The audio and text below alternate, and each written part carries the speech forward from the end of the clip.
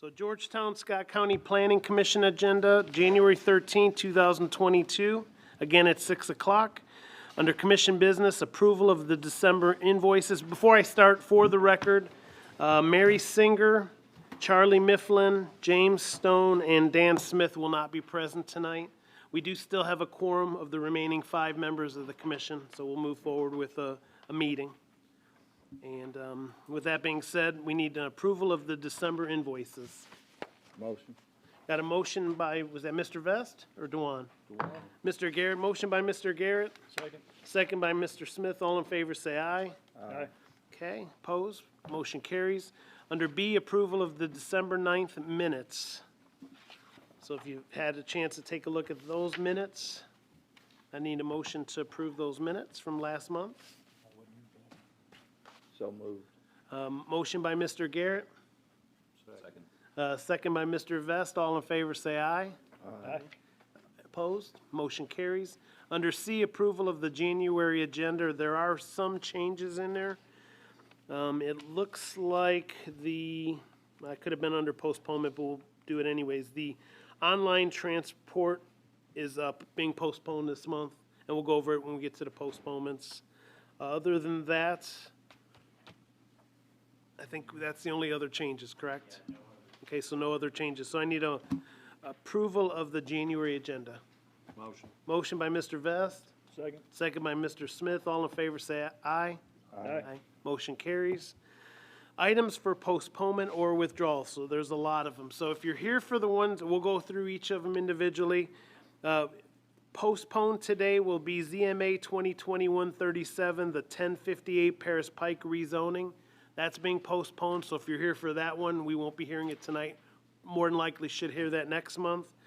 PDP 2021-44, the Penn Alley Townhomes, that's also being postponed under old business.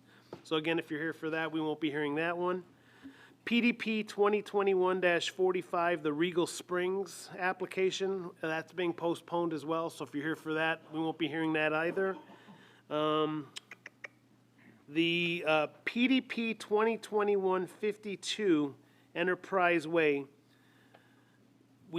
that's postponed, but the actual zoning change, which is a public hearing, we're still going to hear the zoning change today, but we will not be hearing the development plan tonight. And then last but not least, PDP 2021-53 online transport. If you're here for that, we won't be hearing that. That's being postponed as well. Anything else, Joe? One more. Did I miss one? Yeah, bluegrass campground. Thank you. Sorry. The FSP 2019-45 Bluegrass Campground. If you're here to hear that, that is also being postponed. Thank you, Joe and Commission. So with that being said, anything else, Joe, withdrawn or postponed? Okay. Under consent agenda, we'll go through because we have several that are consent eligible. We discussed at the workshop Hellendale Farm not being consent eligible, but Matt explained that they technically are consent eligible, even though there's a variance. Are we removing that variance, Matt?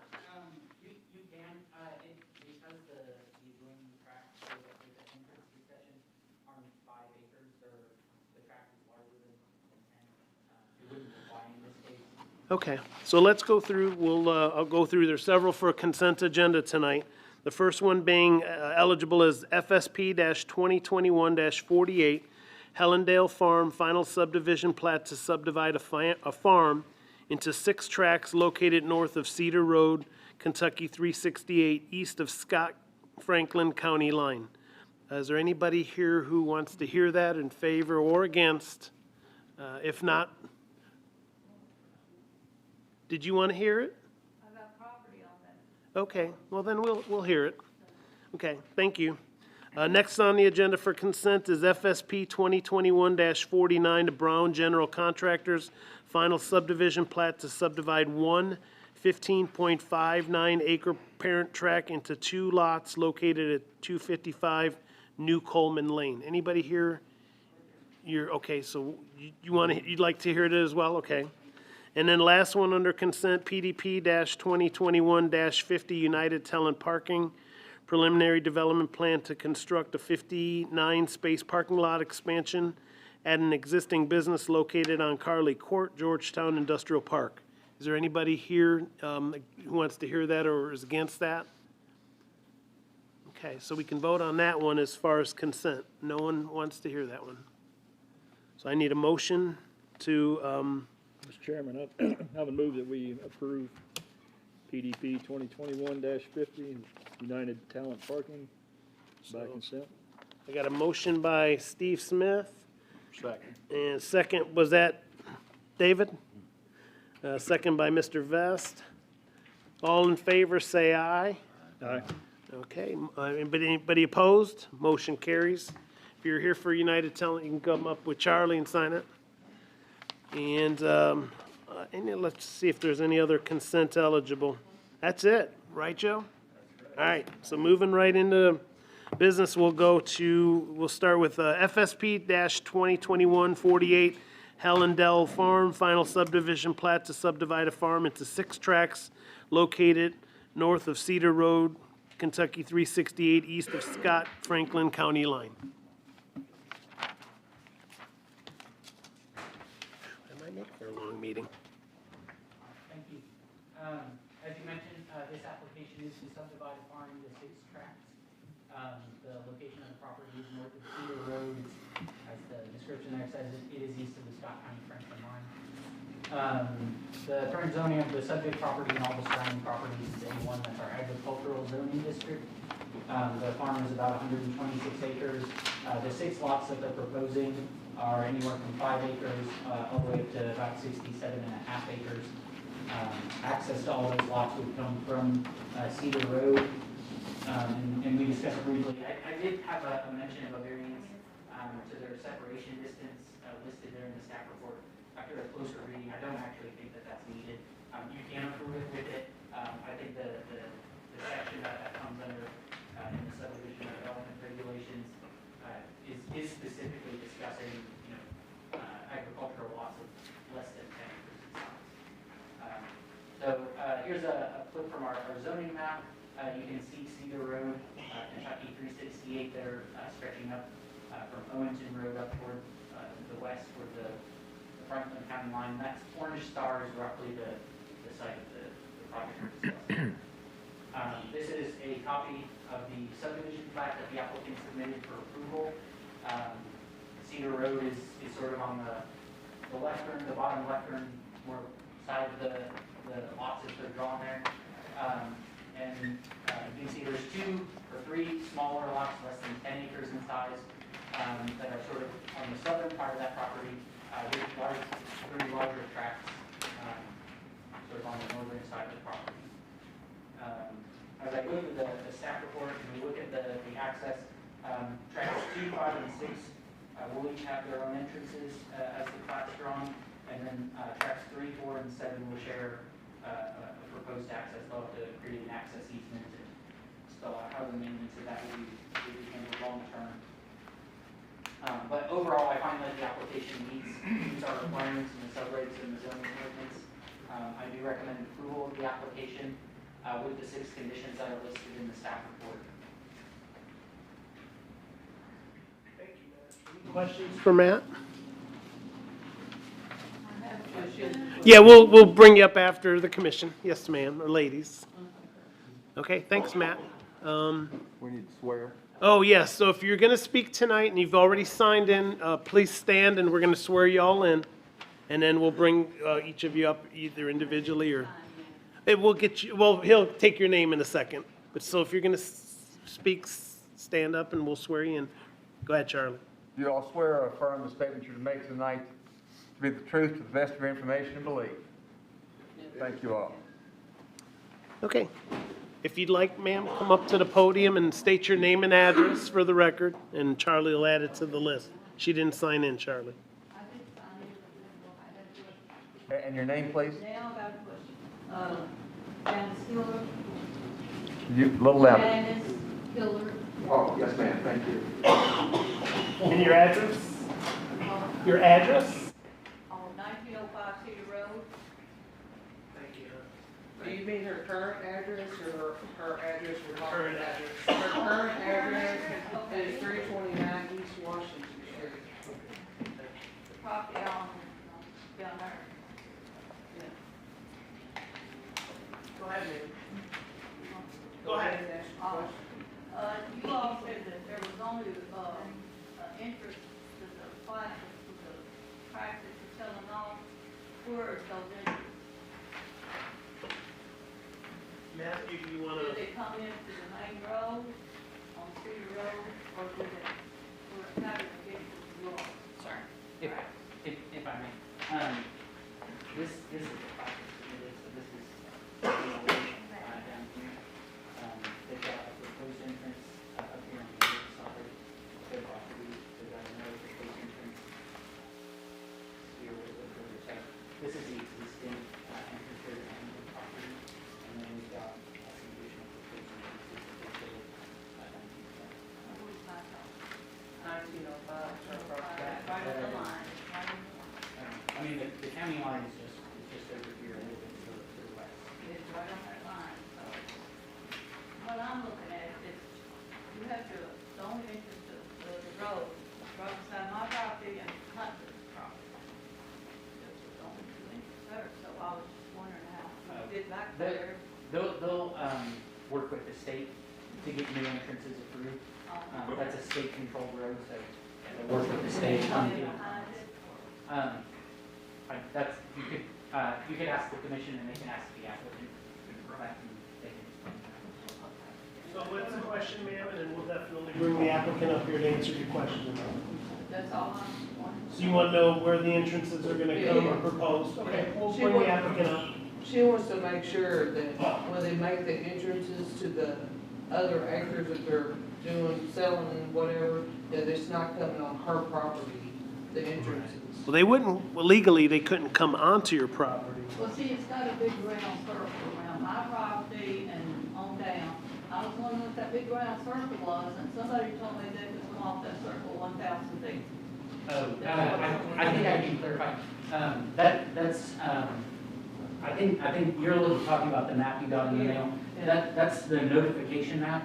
That circle around their property is just the notification boundary, so, Just to our, let everybody know. yeah, our GIS department prepares a notification list for them, so that circle just is all the properties within that circle are the ones that get mailed So notice. 1,000 feet is a lot of property. It certainly is.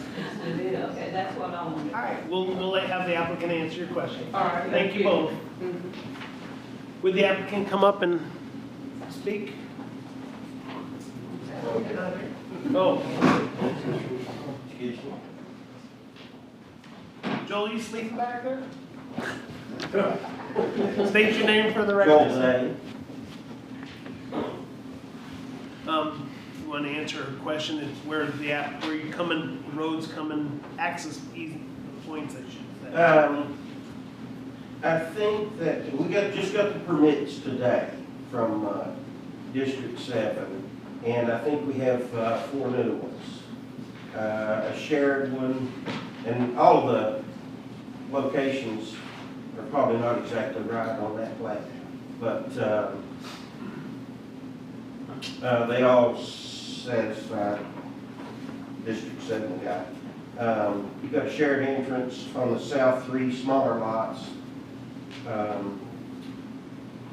Let's see, number 2, I think that's their own.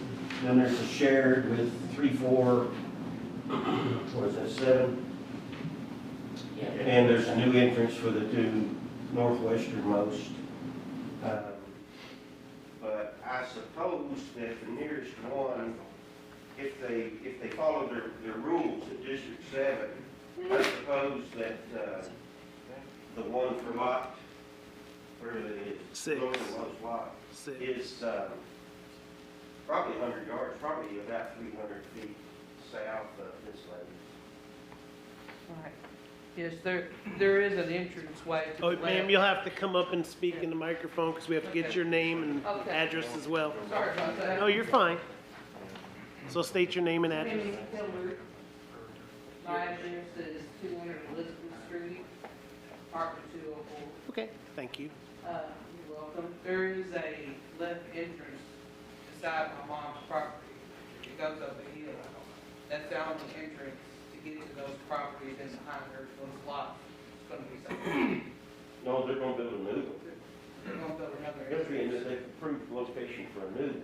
If you look at that map behind you, and I know it's hard, but on the very bottom left-hand side, there's 4 new proposed entrances. Is that right, Matt? Yes. So, and they're all on Cedar Road, and they're all accessing each of the lots. So they won't come through Mom's property. I Okay, promise that's you. just all we want to make. All right, appreciate it. Okay. Excuse me, your first name again, please? Tammy Thank you. Hillard. All All right, thank you, Ms. Hillard. Thank you, Mr. Day. Any other questions for Mr. Day? Well, we've got him up here. I got one. Come on back up. I'll do this one more time. You said you got 5 lots, 6 lots with 5-acre tract. No, there's only 3 of them that are less than 10, the rest of them have more than 10 acres. Are they close to the road, the Plat, the small lots? Are they close? Yeah, to the road? they front on Cedar Road, yeah. Oh, okay, that's. Yes, yeah, they're actually down next to where, the, Dean's home place was, down in here. Just the smaller ones. And they are down on this side of, I wanna say Hunley. Yeah, Hunley lives Yeah, down in the middle. it's right below. Yeah, the 3 smaller ones, and then there's a big one there in the back, Yeah, and, that's the 60 acres, right? That big. right, yeah. All right. Okay. We were getting there. Thank you, Ms. Hilliard. Any other questions? That's it. All right, if not, we need a motion. Motion to approve FSP 2021-48. Six recommendations. 6 And removing the variance, correct, Matt? Removing the variance. Okay, I've got a motion by Mr. Garrett. Second by Mr. Vest. All in favor, say aye. Anybody opposed? Okay, motion carries. You can go ahead and sign your, there with Mr. Perkins. Moving on to FSP 2021-49, the Brown General Contractors Final Subdivision Plat to subdivide 1 15.59 acre parent tract into 2 lots located at 255 New Coleman Lane. Thank you. As you stated, this is a subdivision of 1 parcel, larger parcel into 2 smaller parcels located at Coleman. The current zone is A1 with A1 and A5 properties surrounding A5 being to the south, north, and east, and A1 being to the northwest and south. And access would be off of Coleman Lane.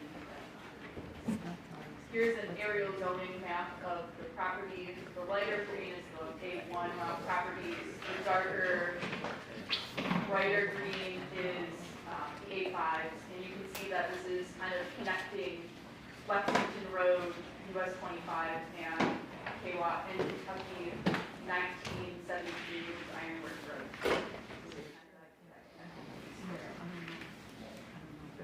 This is an aerial of the property, so they're subdividing kind of right down the middle into 2 relatively equally spaced tracts.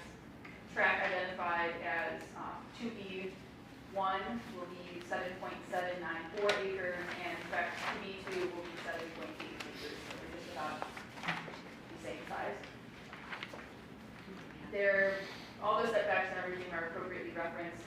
Given the widths of the lots, however, they are really only allowed to have 1 road between off of A1 zone properties. There needs to be at least 300 feet between driveways, and given the existing driveway, which is noted in the lighter blue arrow, and other driveways down the road on that same side of the track, the areas would only eligible for 1 shared entrance, which would be 50 feet from the shared property line to the southwest. So they would access it off of Coleman and then kind of go up and then split approximately 1,000 or so feet back. So, yeah. Besides that, we really have no issues. Any new roads or any new access points will have to get Scott County Roads Department approval. This is a KYTC road. Staff does recommend approval of it, given there's 6 conditions. I added an additional one that I failed to make it into the initial cut that was sent out to the staff, or sent out to the commissioners. The sixth one is requiring that tracks 2B1 and 2B2 receive addresses from the GIS department. All others are available up there and also listed on the board. No greater than one entrance off of the Coleman will be created as part of this one. That was condition 5 already, though, right? That was condition 5. Condition 6 is the condition for the addresses. So, the first 5 are the same, and then this is the bonus one. Call it. Any questions for Ms. Elise? Thank you. We're gonna bring you up one at a time. So anybody out who wants to speak either in favor of this or against it, or just has questions, come on up to the lectern, state your name and address for the record, and then the applicant will also address your questions. Your name and address. That is Rick, 2111 Myers High. Okay, so, so he is gonna have, he's putting the 15 acres right down the middle, is that what you're saying? Long way, and then he's gonna have, what, 7 acres on one side and 7 acres on the other? 7.8 roughly, yes. Okay, so what can they put on those acres, and is there a main road going down through there, how are you going to get to it? Because I thought everybody, if you had to have 250 feet of road frontage. So where's the applicant real quick? If you don't mind, sir, take notes and then I'll have you come up after they ask all their questions to answer all their questions. Okay, all right. Any other questions? So is going to just be 2 parcels then of 7? What it looks like, it's 2 parcels of roughly 7.8 acres each. One's actually 7.8, the other's 7.794. And based on the map, and I'm gotta put my glasses back on, it looks like there will be one entrance for each. The blue noted entrance is an existing Is entrance, existing. and the orange noted one, the southern one, is the new proposed entrance. Both coming off of Coleman. So each one would have 250 feet of road frontage? Or not? 400 over 400 feet each. Yes, ma'am. Okay. So what is going to be put on each? I'll let him answer that because I don't know. Excuse me, your name again, please? Jesse Bridge. Did you find it there, Charlie? Did you sign in, ma'am? I didn't. Oh, that's why. How do you spell that last name? BRITSCH. Got it, Charlie? Thank you. And did you take the oath earlier? No. Do you swear or affirm what you just said is the truth? Thank you, ma'am. Okay, anybody else like to speak either in favor or against?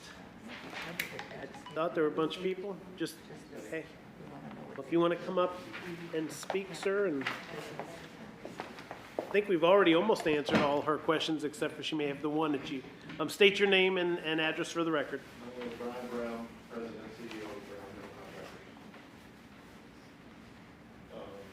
Contractors. As far as what we're putting on the property, the purpose of the property is to sell one portion of it. My brother wants to buy the other half of it. We want to build neighboring houses and raise our kids. That's the whole purpose of this. And just for the record, ma'am, with 7.8 acres, you're only allowed 1 house per parcel. So the most they can build is a house on each. And there's actually an existing, oh no, I'm sorry. You don't have any, you have 1 building on there already? Currently under construction. Okay, so currently, so, We would be 2. right. So the max they could have is 2, 1 on each. If that hopefully answers your question. So will it be a house or a mobile home? Mr. Brown, you want to answer that? Yeah, we'll be within the city guidelines, but whatever we construct. Gotcha. I'm sorry, I couldn't hear you. We'll be within the city guidelines or the county guidelines, whatever we construct. Purposes, our plan is not to put mobile homes on. We're trying to preserve value. Okay, so you'll have a house on each 7, That is the goal, yes. Plan. Any questions for Mr. Brown by the commission? Thank you, Mr. Brown. Is there anybody else in the audience who'd like to speak on this application, against or for? If not, we'll make a motion, or entertain a motion, I should say.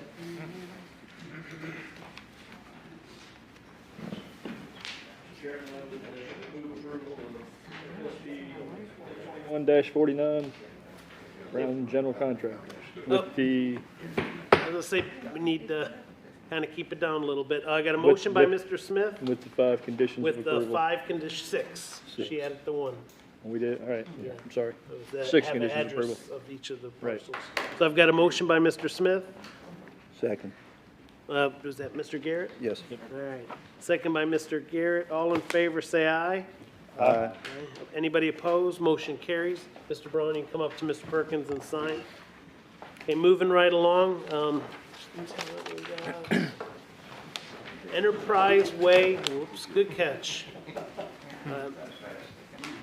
Looks like Enterprise Way, ZMA-2021-51, zoning map amendment to change the zoning district from A1 and R1C to BP1 located south side of Enterprise Way, adjacent to Lanes Run Business Park.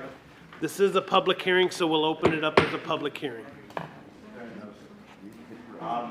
This is a zone change, 86.44 acres in 2 or 3 parcels south of Lanes Run Business Park.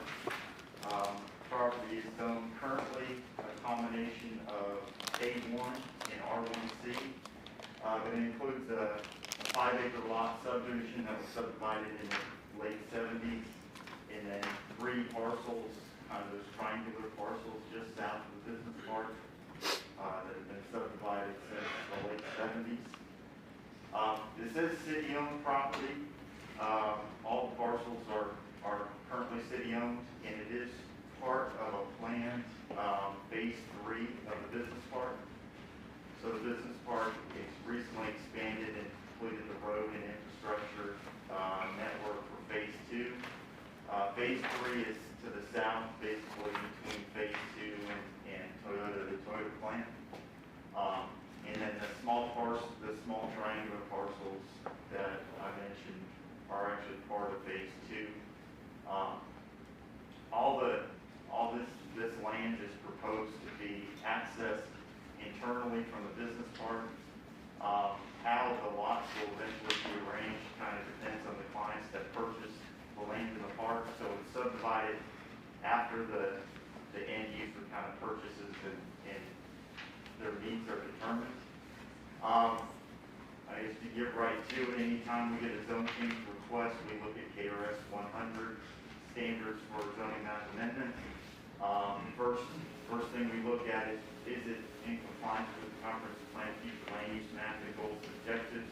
If not, it needs to meet one of 2 requirements: either the land was zoned inappropriately and there is another zone that is more appropriate for the land, or there's been changes of a physical, economic, or social nature in the area that weren't considered as part of at the time of the comprehensive plan development. This property has always been planned as part of the business park. Future land use map indicates or plans this area as Commerce BIT, which is business technology. I forget what the I stands for, innovation technology, something like that. But it's been planned as a future business park property. So it isn't in compliance with the comprehensive plan, future land use map, and goals and objectives. So we don't need to consider section A and B. So it is in compliance with the comprehensive plan. In addition, it meets some of the goals and objectives of the comprehensive plan, specifically that development should occur within the urban service boundaries of the 3 municipalities. And the goal of the economic development section of the plan that adequate acreage shall be retained for future industrial development. So it meets the future land use map and the goals and objectives of the plan. There are existing utilities in the area that can serve it, so it has all the utilities in place. Sewer obviously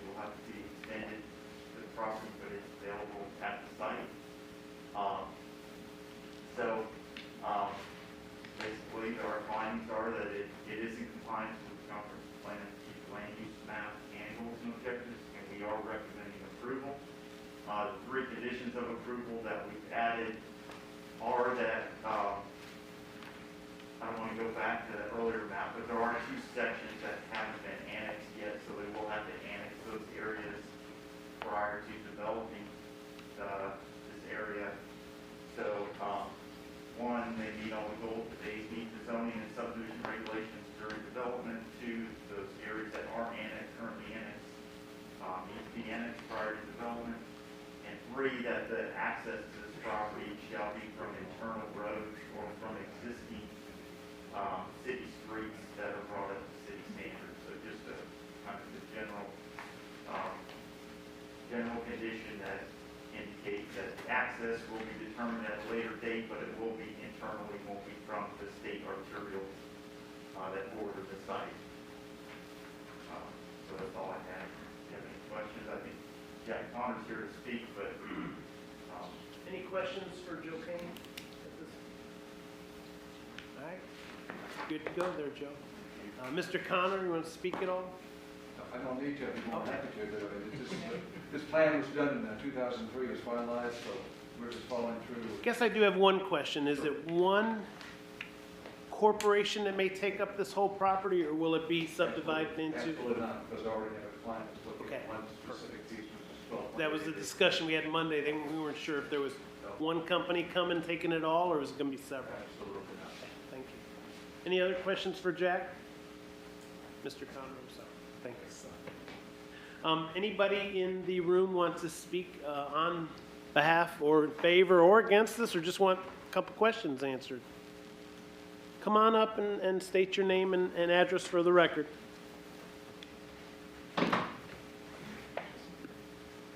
Lee Craig, 2473 Virginia Road, Houston, Atlanta.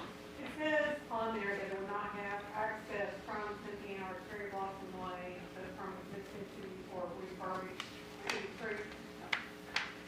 You pretty much have to at some point come from Cherry Blossom or Santana to get back there in that main run business area. At what point are we going to put a light on Santana Road? Because we just in the traffic. Joe, do you want to answer that? Yes, Mr. Kane.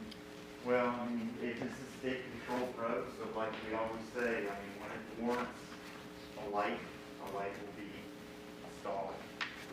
So Because it's a state road, we're, It almost warrants a light at Delaplane now from all the traffic that comes from Toyota after Skip. If I might, Mr. Chairman, by saying when it's warranted, they have numbers, and when the traffic gets to be so many counts, that's when they put the light in. And by limited experience, if the numbers aren't there, they don't put it in. Once they're there, then you probably get the line, but that's the only time they will approve it. Who does this traffic study? A state. The state's going to be doing that. go ahead, Mr. Connor. So for them to respond, just in relationship to anything that would be inside the park, the only thing that we anticipate is doing something on the larger 72-acre tract that is what we call the old former Basler property. Our intent is probably going to cul-de-sac all the way down to the middle of that. Again, we would continue to only use Corporate Boulevard, Enterprise Boulevard. Those are the two major ones that go for Ingress and Egress. We have no intention of adding anything else back on Cherry Blossom and or on City Enterprise. It's not our intent at all. There is a light, there is currently a light, isn't there, on the entrance of it? Yes, sir. Yeah. Oh, it's not Cherry Blossom. Yes, sir. Oh, on Cherry Blossom side, Cherry Blossom. West End Enterprise. Yes, sir.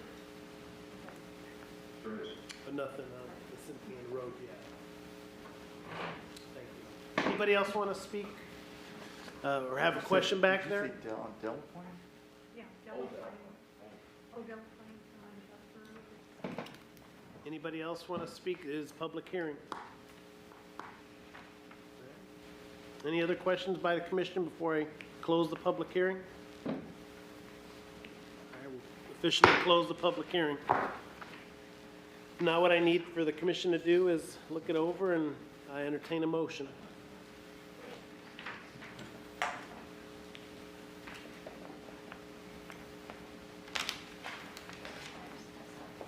Mr. Chairman, I would make the motion approve ZMA 2021-51, changing the zoning for this Okay, I've got a motion by Mr. Smith. with the three conditions of approval that I guess have been recommended by staff. I don't think anybody, I'm sorry. No. I don't think anyone has any doubts that the business park's been beneficial to Georgetown and been very helpful to a lot of companies that help support Toyota, and a lot of them don't support Toyota. Some do other things. So it sounds like I've got a second by David Vest. Because it is a public hearing and the zone change, we'll do roll call. So I will start with David Vest, Yes. Stephen Smith, Yes? Mr. Garrett, Yes. Mr. Shirley, Yes. and the chair votes yes. So passed. Go ahead and sign, Mr. Connor signed the appropriate documentation there with Mr. Perkins. Thank you. Thank you. Next up on the agenda is, keep flipping my glasses on and off, PSP-2021-54 and PDP-2021-55, the Dollar General Retail Store preliminary subdivision plat to create one new commercial lot and a preliminary development plan for a 10,640 square foot retail store associated parking located at 2467 Cynthiana Road. I was gonna ask, would you rather I talk about these together, or would you prefer to just talk about the plat and then talk about the development plan? I think we'd be Yes. okay talking about both. Talk about both. Have a good night, Mr. Connor.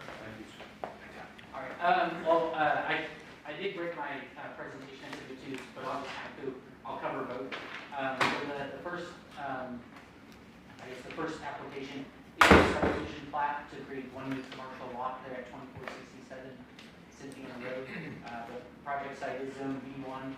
It's a neighborhood commercial zoning district. Surrounding properties are zoned A1 and B1, A1 being our agricultural district. The proposed new lot would be about 1.59 acres in size, with access via US 62 Cynthiana Road. There are no variances or waivers associated with the preliminary subdivision plat application. So you can see on the screen there, this lot is located, or the proposed lot is located at the corner of Plain Road and Cynthiana Road. I've indicated there with the star on the screen. The area that has the reddish shading to it is property that's currently zoned B1 neighborhood commercial. The whitish green areas there are zoned agricultural, and the yellow area sort of near the bottom that doesn't really touch this property is a residential zone. This is an image of the plat that sort of as proposed. The orientation that we've got here, Cynthiana Road is at the bottom of the screen. Plain Road is at the left-hand side of the screen. The lot meets all of our requirements as far as lot size, access, things like that. They're showing appropriate setbacks on the lot. Access to the proposed lot would come via an access easement that they're proposing to create on the remainder, and that would come off of Cynthiana Road. So I do recommend approval. This slide says development plan, but I do recommend approval of the preliminary subdivision plat with the conditions that are listed in the staff report. The 7 conditions that are listed there. Most of those are all standard for a preliminary subdivision plat. The 7th just kind of notes that they will need to ask or get approval from KYTC before they build any new entrances off of the state road. I guess moving on to my discussion on the development plan. So the same area, same current zoning and everything. They are proposing a 10,640 square foot retail store with associated parking. They are proposing 35 parking spaces, 2 of those being ADA accessible. The building size and height both meet the requirements of our regulations. This is an aerial view of the project site, just kind of showing, I guess, a slightly different perspective. It is as I mentioned before, at the corner of Delaplane and Cynthiana Road. This is an image of their development plan. The blue boundary is the sort of the boundary of the proposed lot. Here's my staff report. So you can see on that access to Cynthiana Road would be on the right-hand side. They would construct an entrance with some sort of turnaround, and then access would go then to the left down a private driveway towards the parking area. You can see the building as the rectangular shape located near the top of the screen, and then stormwater detention and water quality would then sort of be between the building and parking area and Delaplane Road. This image is, I guess, the full development plan with their certifications listed on it. But I wanted to show, since I do discuss it a little bit in the staff report, the red line there that in hindsight I probably should have made a little bit thicker is the proposed sanitary sewer for the site. It would come up from around the intersection of Delaplane Road and Cynthiana Road and go under the road. And then come down the property line along Cynthiana Road. In some cases, it's being shown on state right away. In some cases, it'll be on the project site. So they will need KYTC approval for any of that work that would be in the state right away, as well as GMWSS approval on the final development plan. In the staff report, I dedicated a good chunk of discussion to access for the site. As far as the entrance location, I don't really have any issues with that entrance location. I don't have any issues with the proposed exiting traffic that they're showing.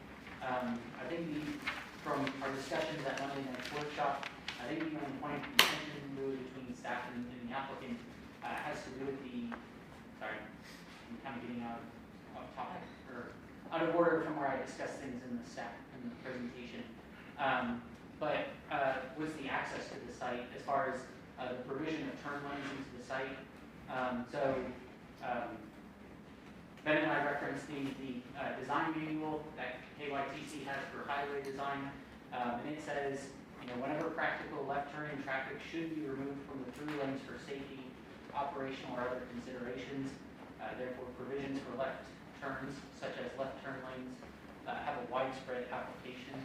I also spoke by email and in person to KYTC staff about turn lanes in this location. And KYTC is not opposed to having a left turn lane or left and right turn lanes to access the project site. And the staff person did also note to me that although US 62 is a state controlled road, if the planning commission was to require turn lanes into the site, the KYTC would not oppose that action. So, they have control of the road, but we also have some control to make requests of the applicant to provide for the safety of vehicles entering and exiting their site. I'm going to go back a little bit in my presentation, just so I can kind of follow the order that things go in the staff report.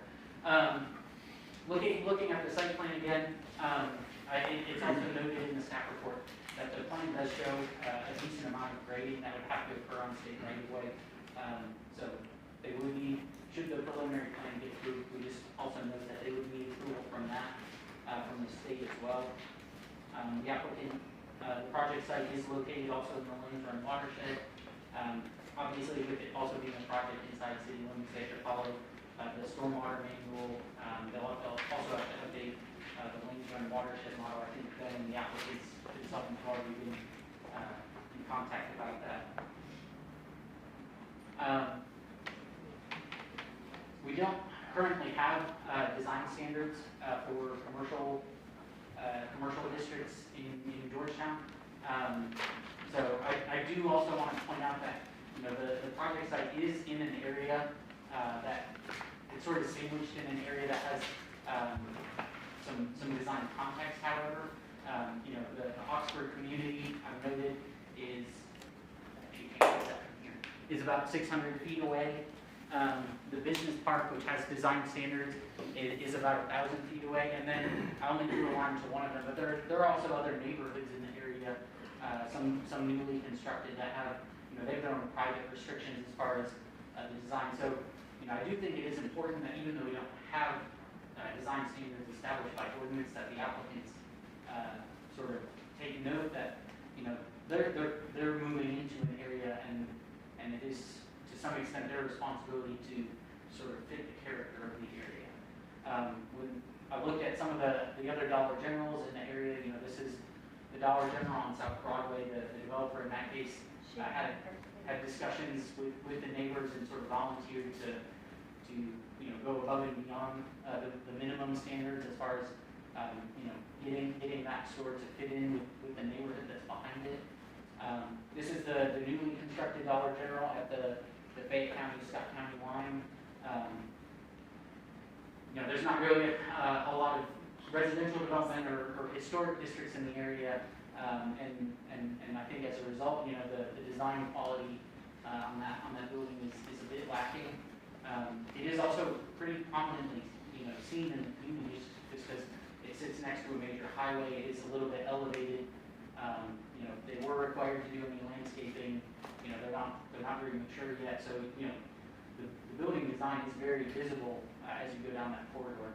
Lastly, we've got the Dollar General that's located in the Stamping Ground, and while it does have a somewhat similar design aesthetic as the one on the Fayette County-Scott County line, this one does have some of the benefit. It sits further back from the road, so it's not quite as noticeable, and it does sit a little bit lower than the road, so it's not necessarily like up very close to you and sort of that high level, if you will, as you drive down the corridor. So I wanted to just kind of note those things as we discuss, I guess, a couple of other items as we go through the staff report. There are certain landscaping buffers that are required in conjunction with this project. So along the northern side of the property, the green line that I noted there on the screen, there's a landscaping buffer that's required in that area. There is an option in the ordinance that they can reduce that 15-foot buffer down to 5 feet if they do it in conjunction with an opaque fence. And in this case, the applicant is requesting that. They are requesting to reduce that buffer from 15 feet to 5 feet. They're proposing, I think it said a wooden privacy fence along that boundary in addition to the trees. I think that is appropriate in that area. There's also another buffer that the ordinance talks about that we frequently grant waivers to, and I reference it several times here in the staff report. Actually, in section 6.12, row 5 of the ordinance, it requires for lots that are double frontage lots that front on an arterial road, that they screen themselves from that arterial road if they don't have direct access to it. In this case, this site, is as proposed, would have to access Cynthiana Road through an access easement on what will eventually be a separate property.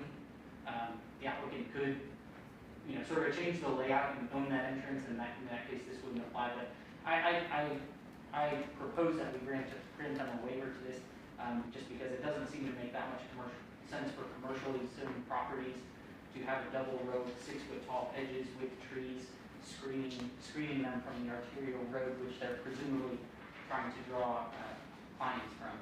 So I do support the waiver in that instance. I need this 2 things.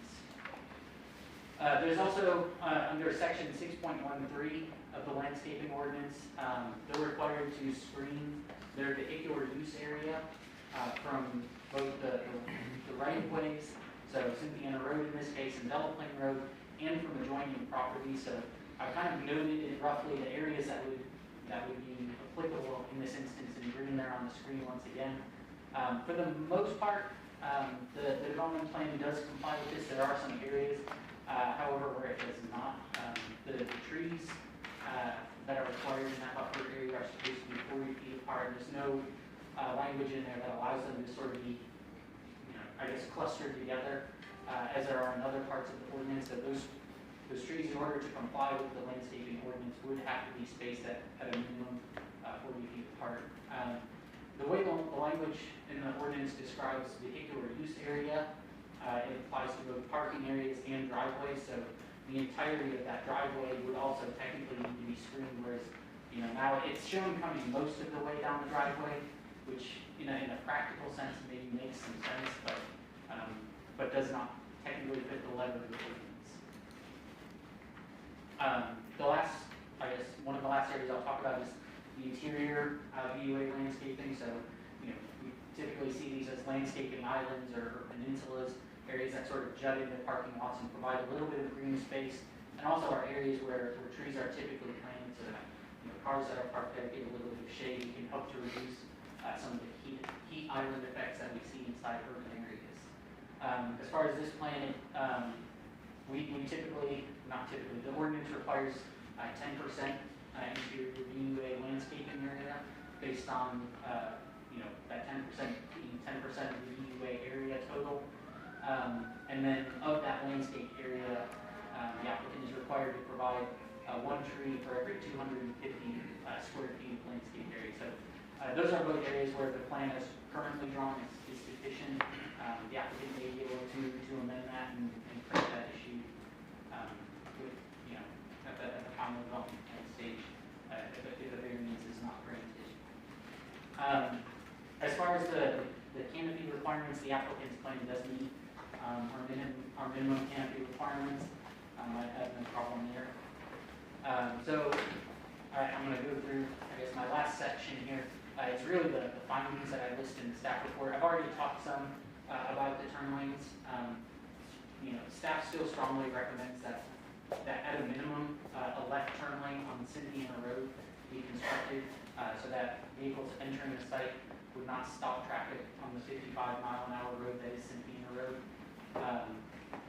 We had some discussion about whether or not KYTC would require that at Monday's meeting. Ben and I did a little bit of research, and we know at a bare minimum, KYTC is not opposed to them adding a turn lane. I think especially considering that there are other areas that will eventually use that entrance, that it would be wise of us to require that entrance at this time. My other findings, I support the waiver to the parking minimum. I didn't talk about that very much tonight, but they are requesting a waiver to our parking minimum. They made a similar request at the South Broadway location. I think that it works very well. The applicant has in the past justified that with data, and they did so once again. So I support that waiver or that variance to the parking minimums. I also, as I mentioned, I support that the waiver to not require the double row of hedges that the ordinance calls for along Cynthia Road. I think it may also be somewhat appropriate to approve waivers to some of the screening along the driveway. I think that in their site plan, they may have shown a reasonable amount of screening along that. So sort of the way that I've worded the variance or the waiver in the conditions of approval would basically state that, if they're able to provide that level of landscaping on the area, then I'm probably good with that. And then the last item I wanted to touch on sort of circles back to the design of the building. We don't have design guidelines for this area or really for many commercial areas in Georgetown. But I do think that the design is important because as we talk about the historic district and we talk about the business park in particular being the two closest areas to this site, both of those areas have design standards. And so I think it is important that if there's going to be waivers that are granted by the commission to some of the landscaping and buffering requirements, that we also make sure that the building that's proposed by the applicant fits into that context between that historic community and the business park with their design standards. So with that said, I think that you all should strongly consider what the applicant presents to you as far as how the building will look. If you feel as though the building will fit in with that in that context that it exists in, then I think it would be appropriate to grant some of the waivers and variances to the landscaping and grant them some relief from those regulations. However, if you feel that the building will not fit in with that context, then I think that would be very important for us to have the landscaping requirement, or the landscaping that the ordinance requires. It was put in place to allow commercial districts to fit in with residential and agricultural districts for a reason. So if you do grant the variances, I've listed the 5 variances there on the screen. They're also in your staff reports. And then I will kind of go through the conditions, since some of them are a little bit different than what are standard. I think the first,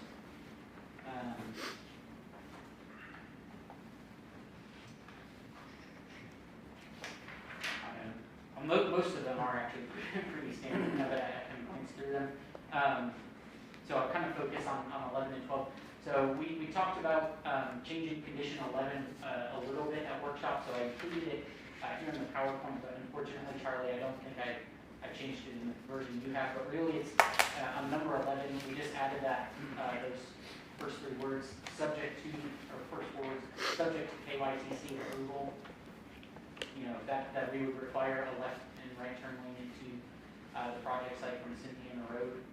And then the last condition is being sort of a reminder that, you know, any entrances and right-of-way work, you know, they need to get KYTC approval before they, and that's all that I have at this time. Matt, did you say the left-hand turn and the right-hand turn are in one of those? Yes, number 11. Okay. Thank you. Any questions for Matt?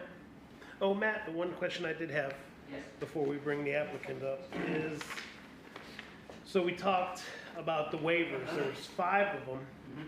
Of course, waiver number 1's going to stay because that's the reduction of the parking spaces from 57 to 35. Were the other ones going to be removed? I mean, I think that's, I guess to some extent, that's up to you all in the applicant.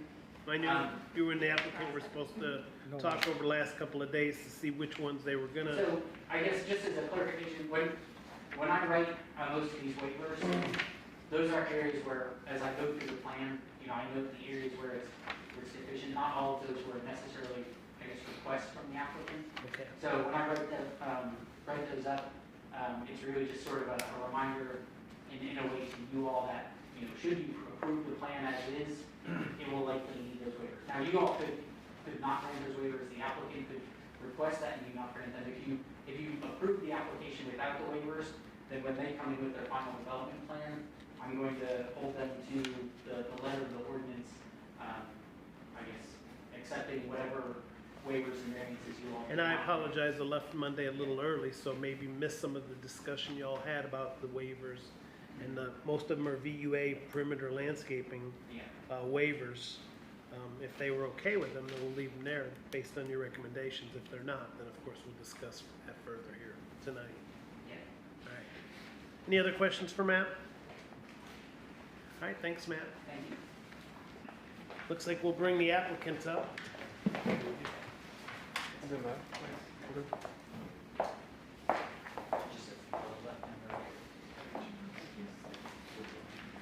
And of course, state your name and address for the record. This is the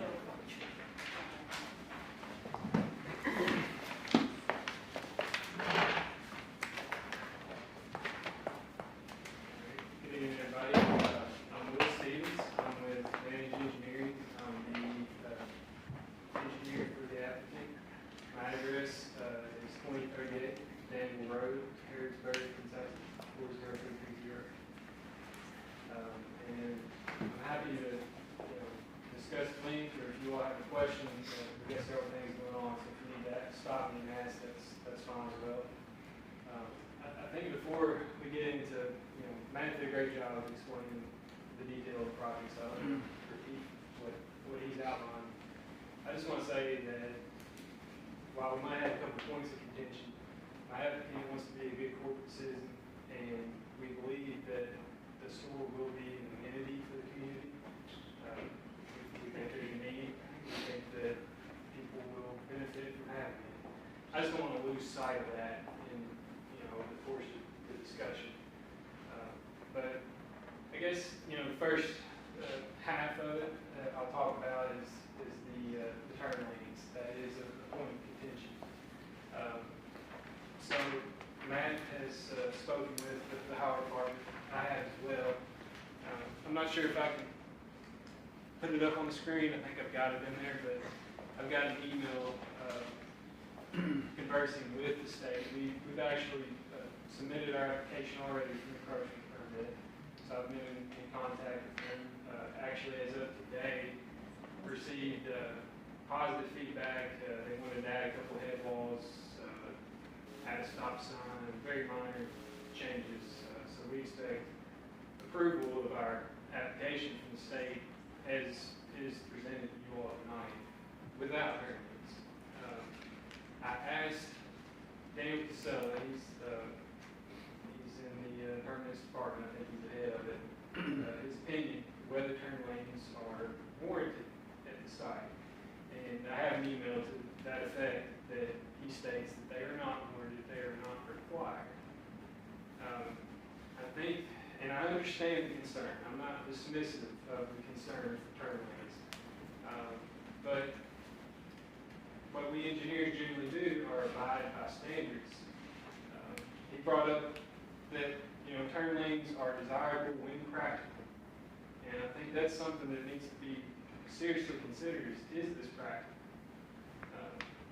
As I said before, the turn lanes are not warranted based on the average daily traffic of Santana Road and when compared to our expected peak hour traffic for the store. They're not warranted per the design manual.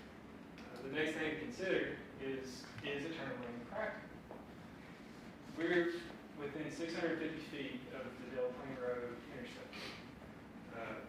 If you go by the highway design standards, our entire length of our turn lane would be 905 feet. And that's required to basically create this additional lane and shift traffic around it so that you don't have an abrupt change where people passing through on Santana Road, don't end up in the left turn lane inadvertently or what have you. So right off the bat, the left turn lane would be in conflict with that intersection because we would be modifying 62 past Del Plain Road. So, I think that makes it not very practical. I think the other thing to consider, and I think this is something that's very serious for you all to think about, Del Plain Road sees far more traffic than what we'll expect to see at the Dollar Store. In fact, the latest traffic count on Del Plain Road was 1,750 cars per day. So if I'm thinking about left turn lanes, I'm going to left turn lane from 62 on the Del Plain Road before I want a turn lane into the Dollar Store. And if you put a turn lane into the Dollar Store, that's going to make it very difficult to ever put a left turn lane on Del Plain Road. That would require a lot more construction effort, probably requiring a right-of-way and a lot of realignment of the highway. So, I think that's something that you all need to consider, the inadvertent consequences of requiring us to have a left turn lane. So, that's all I'll say about that, but if you all want a copy of the email, just as a receipt, I can provide that as well, if you'd like it.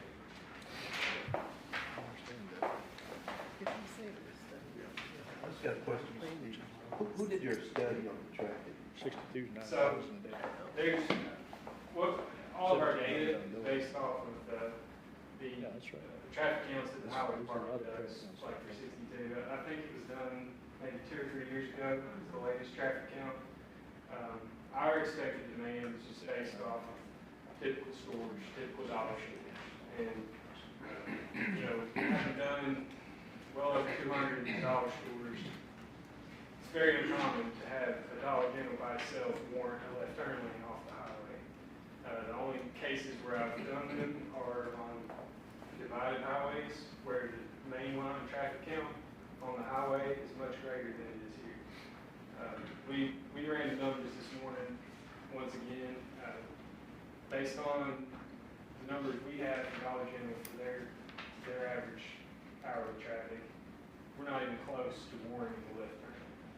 And understand, there is a difference between warranting a left turn lane means there must be one there for there to be a safe passage. There's a difference between warranting it and desiring it. And I understand the desire, but I do not think it's practical, and I think that requiring it here will have inadvertent consequences for you all that will probably cause much greater problems than a left turn lane at Dollar Store. I think, to me, I value a left turn from 62 on the Del Plain Road much more highly than I value the left turn lane into our site. And that's pretty much, I think that sums up an argument for the turn lanes. And I guess what I would ask is on item 11, on the conditions of approval, that the wording of that be changed. Really all it would be to add is when required by the KYPC, comma, and then let the rest of the statement stand as is. So that would be my proposal. And, that's,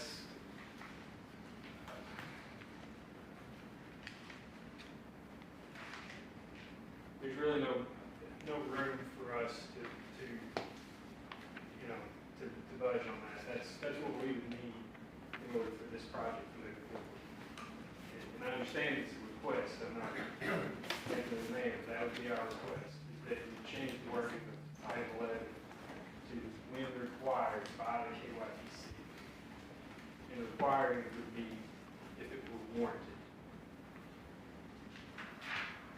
Are you in agreement with all the rest of Matt's recommendations? So, I guess that's the other half of my discussion. If we're going to move on to that. So on that, it basically, it's kind of a twofold thing. We worked with Matt quite a bit and came to take review. And many of you all saw our plan prior to take review and after.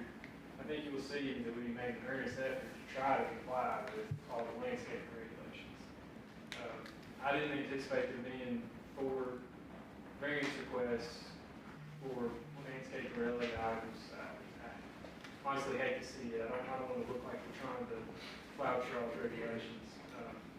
What I'll say generally about the landscaping is if you look at the tree canopy, it's 50% greater than what's required there. So I think that just demonstrates our effort to try to comply and not maliciously comply.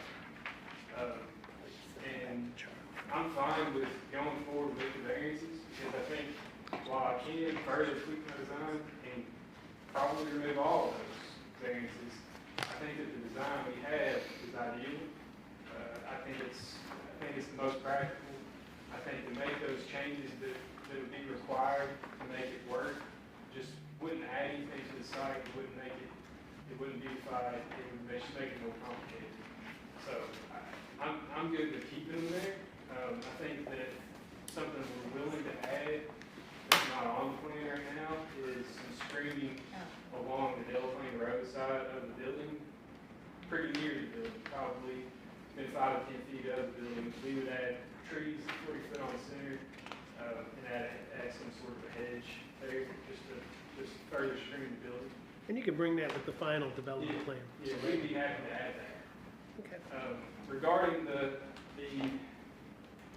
architecture of the building, I think the main thing to remember is, like you said, there is no standard for a zone. However, I think that we do match with the character of the area. Matt listed several neighborhoods in there, and we went around each one of them and tried to look at the nearest non-residential buildings to each of those areas that we mentioned, and just kind of take a look at what we had. I'm not sure how this works on the mouse, but I'm just going to click back here. That should work. I've got it set up to where I can click on each little. Point it towards the laptop, not the TV. Point it towards the laptop. Yeah, I'm just going to use it. All right, that's fine. So, the first area that Matt mentioned was Lane's Road Business Park. We played the show here. If it doesn't, can I, do you mind? Yeah, please, come on up. If that part doesn't work, our intention is. Oh, state your name and Oh, address pardon for me. the record. Andy Otney, my address is 2050 Bahama Road, Lexington. Okay. Yeah, the intention here is, there are some buildings, most of them are metal structures, and that's what our intent is. Instead of trying to do something physically to the building, our intent is with the landscape that you all require, plus with some additional stuff, again, on Boundary Delaplane Road. I love green a whole lot better than anything else, but we don't intend to stand out or differ from the neighborhood. We intend to kind of go along with the flow of the neighborhood, even as our design standards sit now. Does that help? That's fine. I suppose. Yeah. So, this is a few examples. First thing, you look at near Barkley Meadows and Pleasant Valley there. The closest business there is the U-Haul / storage area. So that's just an example. Then we move to the Lanes Run Business Park that's right across the road from us. You've got a variety of stuff in there, and one way to be fair. I mean, that's nice looking vinyl siding that's right up on the road, the daycare center. Most every other building in that park is some sort of variation of a fully metal structure. You guys live here, you know what it looks like, but that's kind of a good example of business park. This is the nearest business to us going toward the Oxford community. I think you all had a hearing on this last month, but that's the sawmill that's the closest thing to us. It's right off the Elephant Road. There's more buildings. This is the other business park that's off Delaplane Road, headed back to Georgetown. Some more in that area, and that's basically our ideal. What Matt showed, the stanky drill site, very simple. We're going to have landscaping. We're proposing a split face block building on the front, metal on the sides, screening the side that would face any kind of traffic on Delaplane Road. We think it fits in. We think it looks similar to the rest of the corridor on 62. We don't think that we would be mistaken to be considered part of the Oxford community. We don't connect to Delaplane Road. We're not going to add any traffic to that community side. I think that we should look more like a business park because that's what you see from us, and I think we look very similar. So that's basically what we're proposing is something very similar to Stanky Ground with some additional screening on the side of Delaplane Road. So that's pretty much all I've got. Any questions for Mr. Stevens?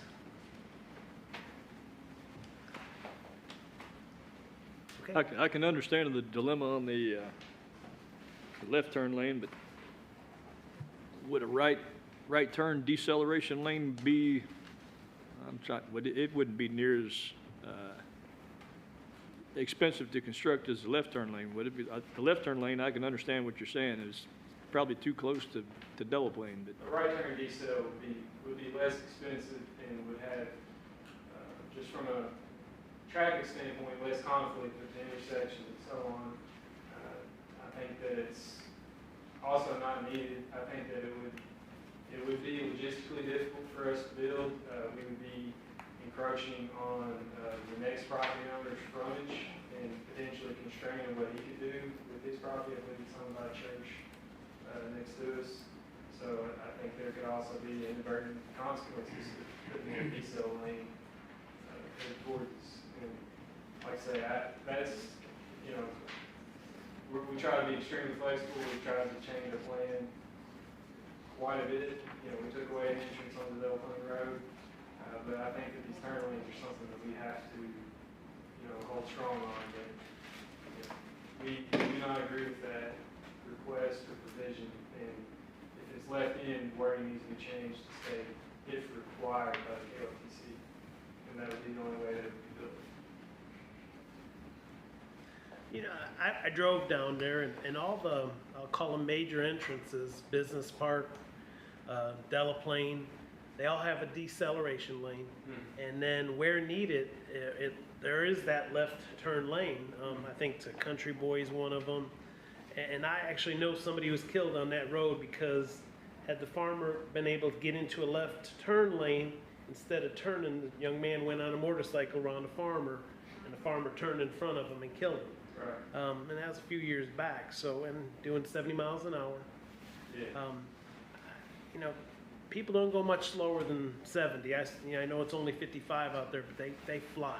Right. I've been past doing 70. Somebody flew by me and I was doing 70, so they were probably going 90.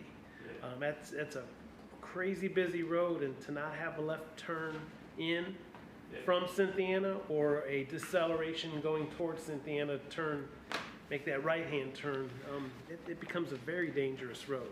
Right. Yeah, I understand the concern. I don't mean to be No, you're fine. dismissive of it. Like I say, I mean, the safest thing to do anytime is to not develop. That's the safest thing to do. So we have to make, society's basically decided that there's a compromise between doing nothing and, being dangerous, and that compromise is the standards. And when the standards warrant the left turn lane, then there should be one. But if the standards don't warrant it, and there are inadvertent consequences to doing so, I don't think that it should happen. And, that's generally what we adhere to. But it does sound like, based on Matt and Ben's phone calls, that they would support a left turn. I would like to know, was there a warrant analysis done? Was it performed where you looked at the peak hour vehicles and all that? I actually did one this morning, and we're not even close. Can you provide those numbers? I can send it to you. Yeah. The curve, we're talking about, you got your equation, you got your little no graph curve. I mean, we're so far left and down that it's, we could double our traffic coming into the site, and then be close. What is the peak hour for the site? The peak hour for the Dollar General, left turn moving. What I've been giving my Dollar General is they expect their peak hour to be around 20 cars. 20 cars. And so that's what I use to be conservative, like assuming that, almost all the cars turn left. Just to be fair, be conservative on the analysis. So that's where I'm coming from. I think that's where Daniel's coming from.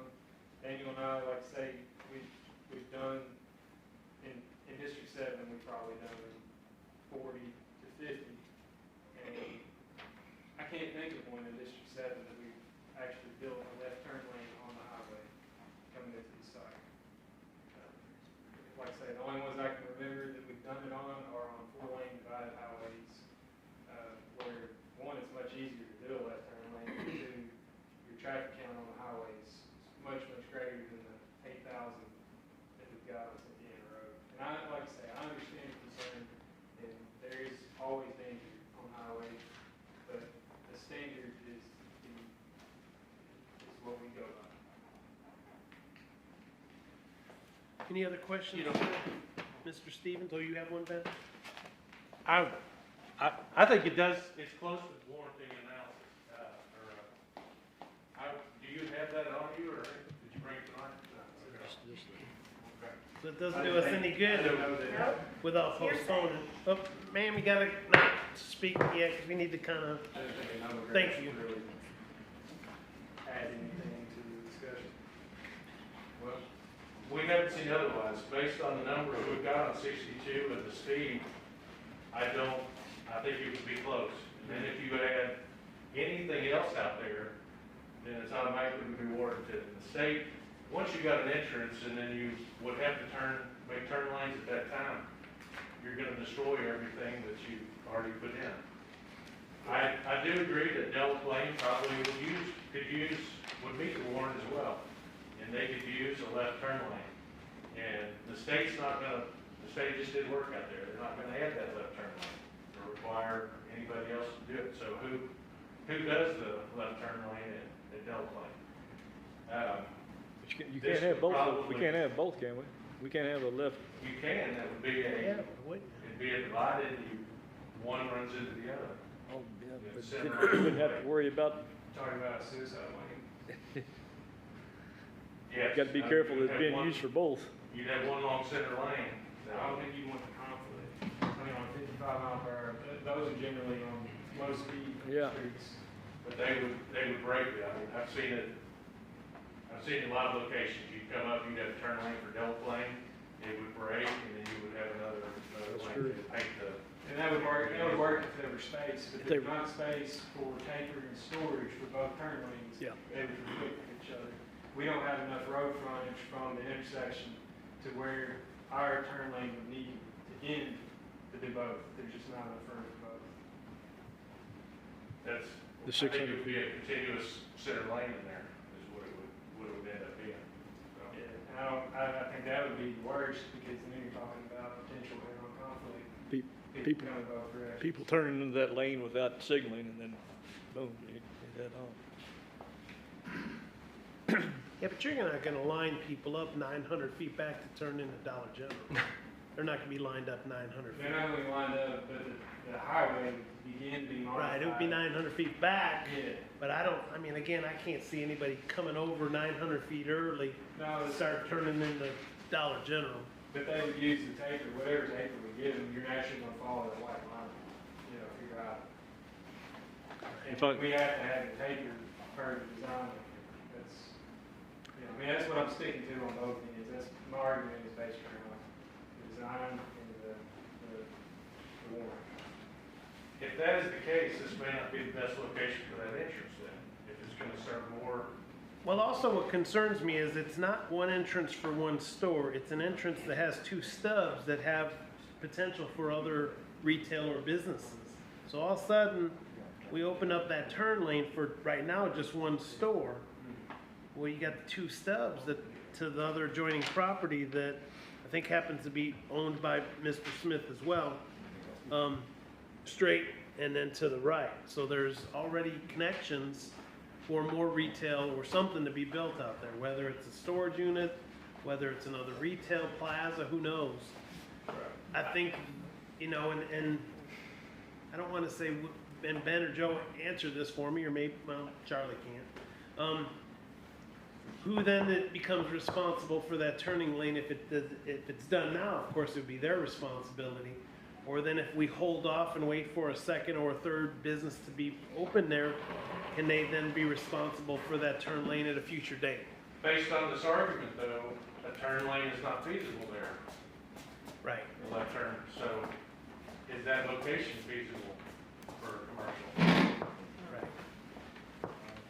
Charlie, would, if we were to, let's say we approved it today without that turn lane, which that's not where I'm leaning towards, but just for conversation. And, they do have 20 visits per hour on average.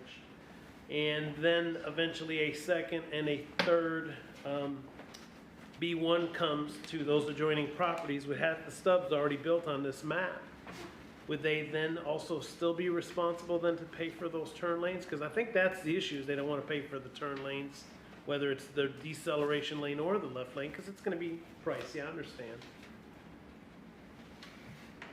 If we were to have what's called an impact fee ordinance, where developers have Which we don't.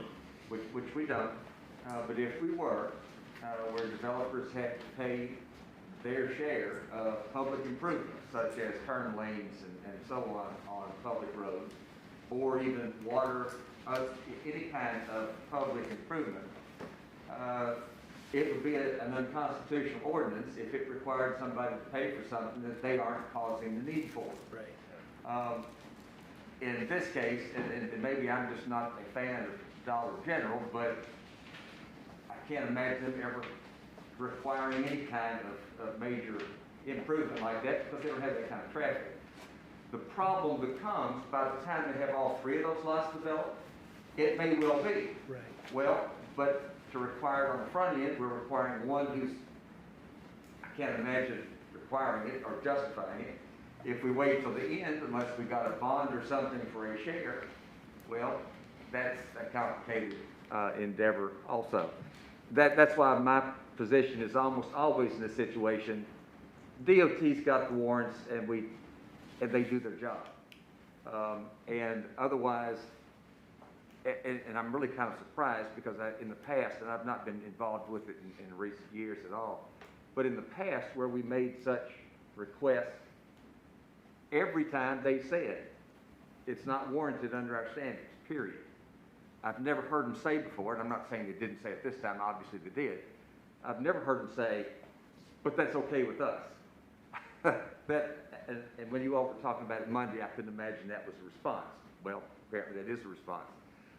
But the difficulty is, then we're putting it on somebody who doesn't justify it, or we're trying to figure out, well, are we gonna put it on somebody else when it finally does? And then, anyway, that's just a nightmare.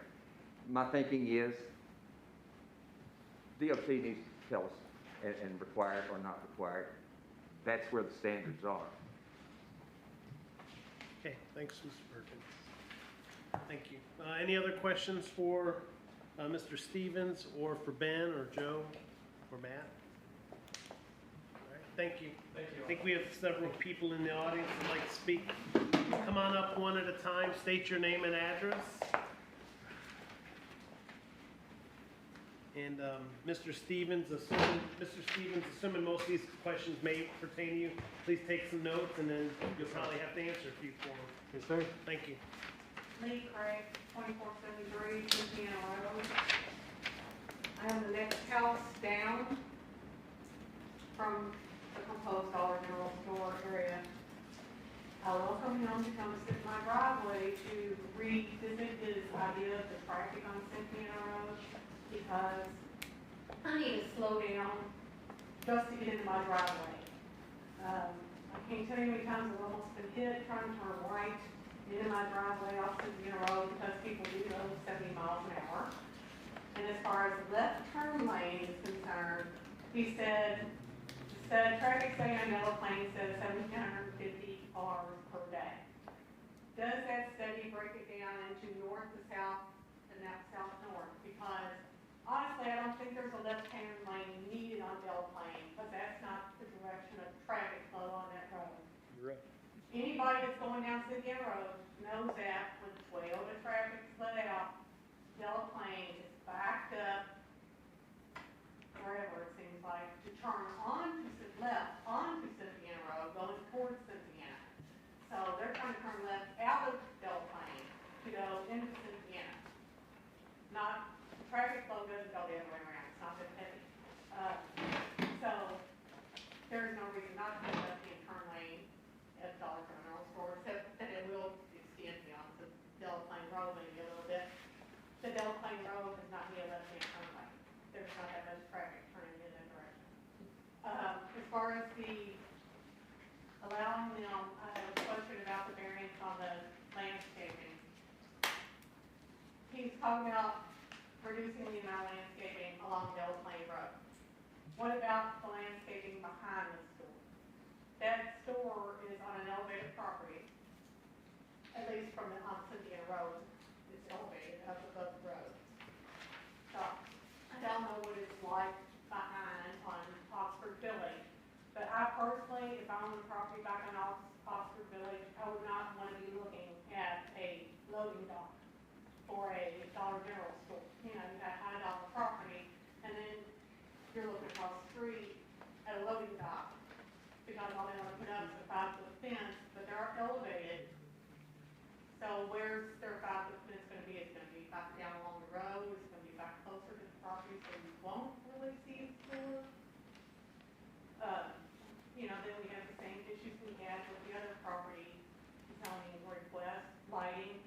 You know, we're out there in the country. I moved out there for peace, quiet, privacy. Now I got a bar on my back street in my backyard, and a Dollar General store 100 yards from my house. And then you're putting up all these lighting for these parking lots and everything else. So that's my question. Okay, thank you. Left-hand turn lane isn't needed. Thank you. Anybody else want to speak? Come on up and state your name and address. Brad Green, 609 Village Lane. Good to see you all. I appreciate that you recognize the area and know that. Because that's the thing, I understand when you think, well, it's just traffic, but what she said was perfect. The traffic coming down that road, there's not going anybody turns left onto Delaware. That's not a big deal. But there are a lot that drive down 62 and 70 miles an hour. And so we've got laws for that, we've got police for that. That's true, but it's not realistic. And what scares me with not having that left-hand turn lane is when it does happen. You're driving, somebody's driving along, they're looking down, they're doing this, and you're going to go 65 miles an hour. It's going to happen more than once. And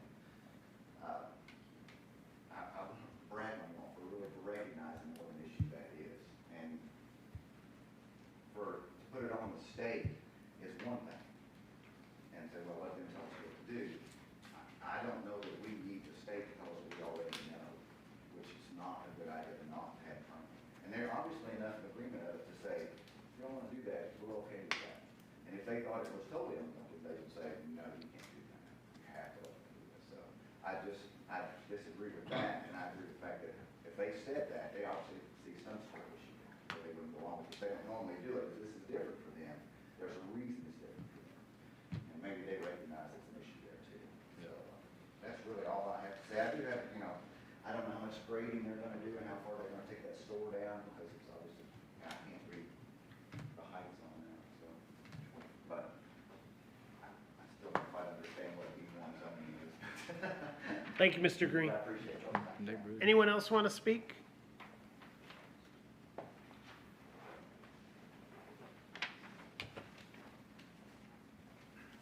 State your name and your address. Kimberly Lynn, 2663 Oxford Village Lane, Georgetown, Kentucky. I want to humbly apologize for being loud and emotional earlier. No, you're fine.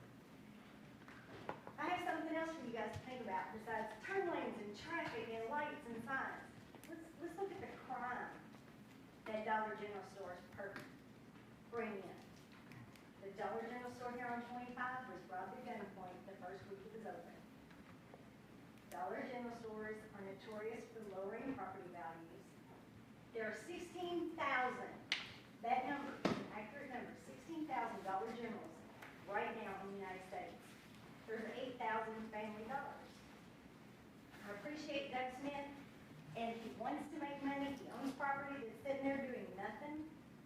We have, Miss Lee's home is $500,000. Miss Perkins' home is easily $1 million or more. The neighbors are people who have invested a lot of money in their homes. They built beautiful homes. You've been out there. You've seen how Oxford has grown up and what a lovely area it's become. Dollar Generals are not high-end retail businesses. They don't attract high-end retail customers. There are 616 Dollar General stores in the state of Kentucky right now. The Gun Violence Archive on June 29th of 2020 did a study where they mandated all of their information from local police forces.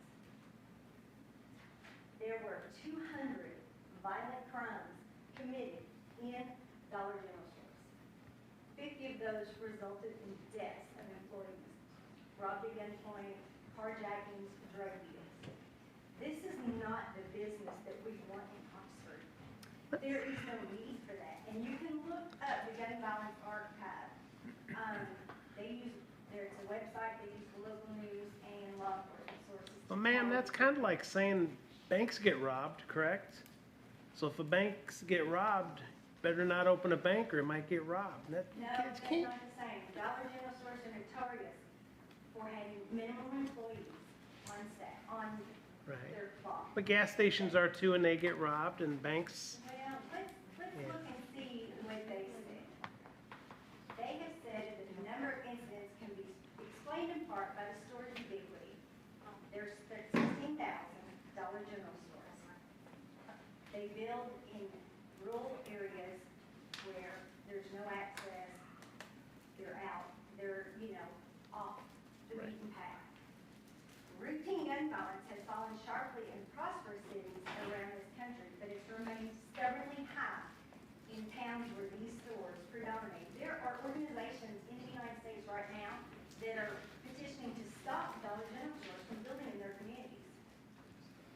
because of the violence that they bring in. It's just not a good fit for Oxford. They don't maintain their properties. You can go, drive to 25, go to that Dollar General store and walk in it and see how nasty it is. I've not been in it. Really. I've been in there once. I've been in the one on Broadway, and I mean, it's pretty well kept, but I don't know about the one on 25. I don't want to see this kind of stuff come to Oxford. I don't want to read in the paper how something like this happened in the future and go, zoning had a chance. They had a chance to keep this from happening. It's just, it's not a good fit for our historic community to have a low-end retail business like this. There's plenty of other places. If they want a dollar, let them build it somewhere else. And the community of Oxford is dead set against it. Thank you. Anyone else like to speak in favor or against? Come on up, sir. I'm William Lynn, I believe 2663 off the Village Lane, and I think it's the one in. You swear or affirm? Thank you. By the way, excuse me, you didn't swear or affirm either, did you? I do solemnly swear. You do now. Thank you. Thank you. I see that the Dollar General is just opening up a big can of worms to where we're gonna be like 8 acres right here in the middle of Oxford. Because the property, the church property, that could be bought, which is opening up, you already said you have lanes going up like through there, right, where the entrance is. They're gonna do little things to make it so they go to the business. Think stubs, yeah. Yeah, the property at the corner of Delaplane and Oxford Village, he's done made a thing where he's gonna sell his property because of D1 across the street of the bar. So you're talking about the only person in the way is that person that lives in between the proposed general store and the property there, and that's gonna be D1. The next thing you know, we're gonna have a little Indian acres right there, which is destroying our neighborhood. It's gonna just,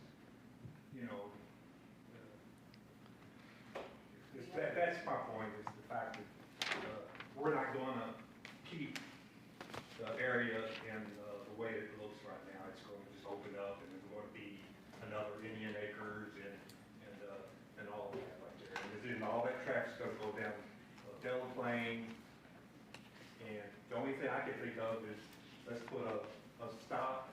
Don't even let Delaplane go any further. Stop it so that Oxford Village is just between, and then put a stop where Delaplane don't even go any further. They have a no entrance area. So there's other. Thank you. Anyone else want to speak?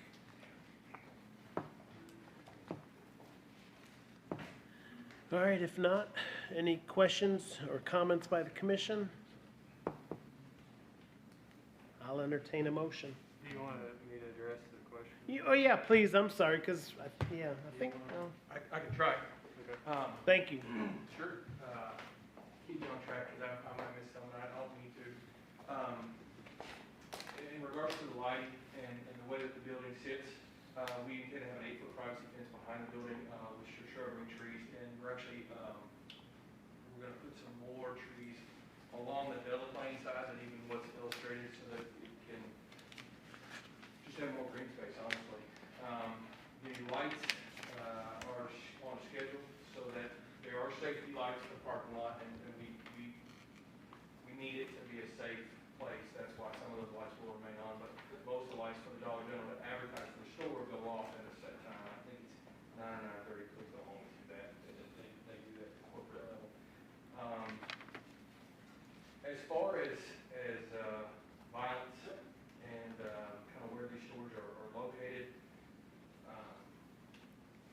my experience in developing property as a preferred developer with them is that we try to go to areas where necessary, where we're providing service as a grocery, places that, and this isn't necessarily one of those, but there are places where we go where they have to travel quite a ways to get milk and eggs and bread. And we have that, and we have that at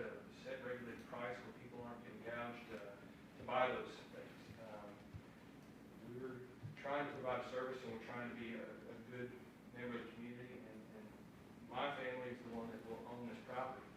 And we have vested interest in making sure that the property is successful and a benefit to the community, and that we keep it up well, and that it does a good job. I'm missing something. That's pretty much it. I apologize if I missed No, something. you're fine. Joe, we would require the lighting to be, and I've drawn a blank on, what's that called, where it isn't gonna expand towards the neighbors, but it's really gonna, Down lighting?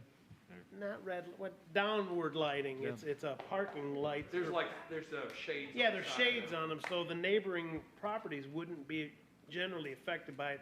I know we did that at Planet Fitness quite a bit, and we had some discussion, so I'm assuming we would require or mandate that a little bit for them as well, correct? Yeah, Go ahead, Mr. Stevens, if you're gonna answer that. Oh, no.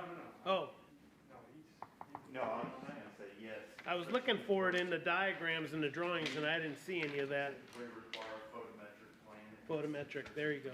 Residential downlighting And shades. no lights built on. Gotcha, okay. And that was, yeah, I didn't see that on any of the drawings, so that's why I asked. Yeah, that'll be supplied with the architectural plans.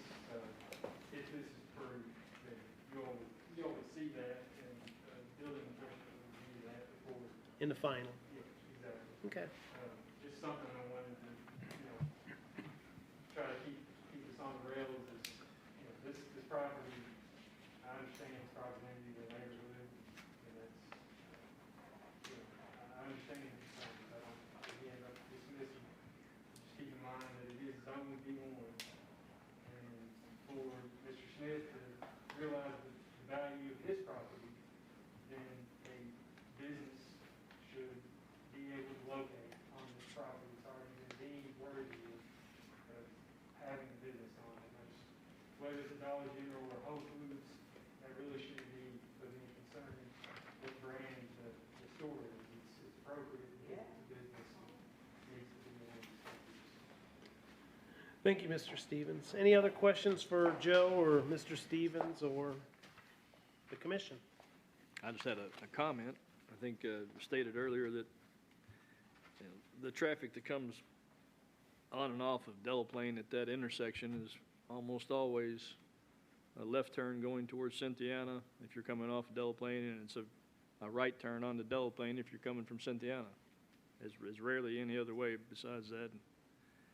I'm sure occasionally there might be somebody that would come down 62 and turn left if they lived over in Brook Lane Estates, but most of it is going the other way. I don't know that, I have mixed feelings about putting in a left turn lane that coming from Cynthiana into the Dollar General store, because it might create a sight problem if you're coming off of Delaplane and you're looking to see if traffic's coming down the road, and some cars are waiting there to turn left into Dollar General. You may not be able to see the cars that are coming from the east and coming from the west and going east. You got to pay attention to that intersection. And I think, to me, the thing that's most warranted is the deceleration lane for a right turn lane, because I would think that most people are going to stop there. If you're going to stop on your way home from Toyota, you're only going to stop, turn in right, and turn back out to the right. If you're continuing on your way to Harrison County or Leesburg area, but you're not going to try to fight. You're not going to try to fight that traffic and go the opposite direction. And that's when everybody's in their biggest rush. When it's not shift changes or rush hour in the morning and rush hour in the afternoon, which rush hour in the afternoon is from 3 to 6 now. It starts at 3 and ends at 6. It doesn't. There's almost no let up. But I think the deceleration lane as you're going east is probably the most important thing. But and I think it might be easier to accomplish. My thought about the left-hand turn lane is, and I think Mr. Stevens' point is, if you go all the way back, which is 900 feet, that does cross Delaplane. But I can't see there being, 20 cars lined up to turn into Dollar General. It might just be one or two at a time. One or two, yeah. 3, it may be 4. I can't even see 4. Because to his point, it's 20 per hour is the visitation, 20 vehicles per hour that come into Dollar General.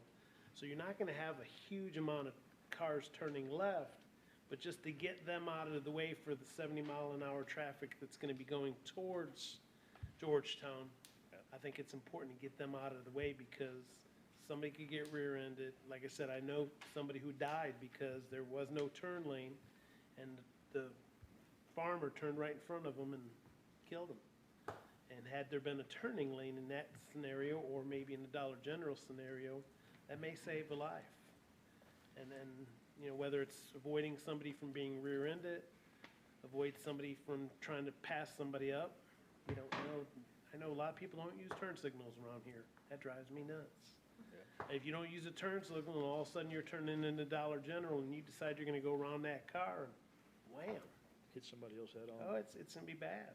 And first person that dies out there, you kinda go, God, I wish we'd have done that turning lane. I think to me, the turning lane's more proactive than reactive, and I'd rather be more proactive in this situation than reactive. Just my 2 cents. So with that being said, any other comments? Be quiet down there, sir. No, well, I'm still learning. That's fine. But I try not to echo sentiments. Because to Charlie's point and everybody else's, it does become complicated because who bears the burden?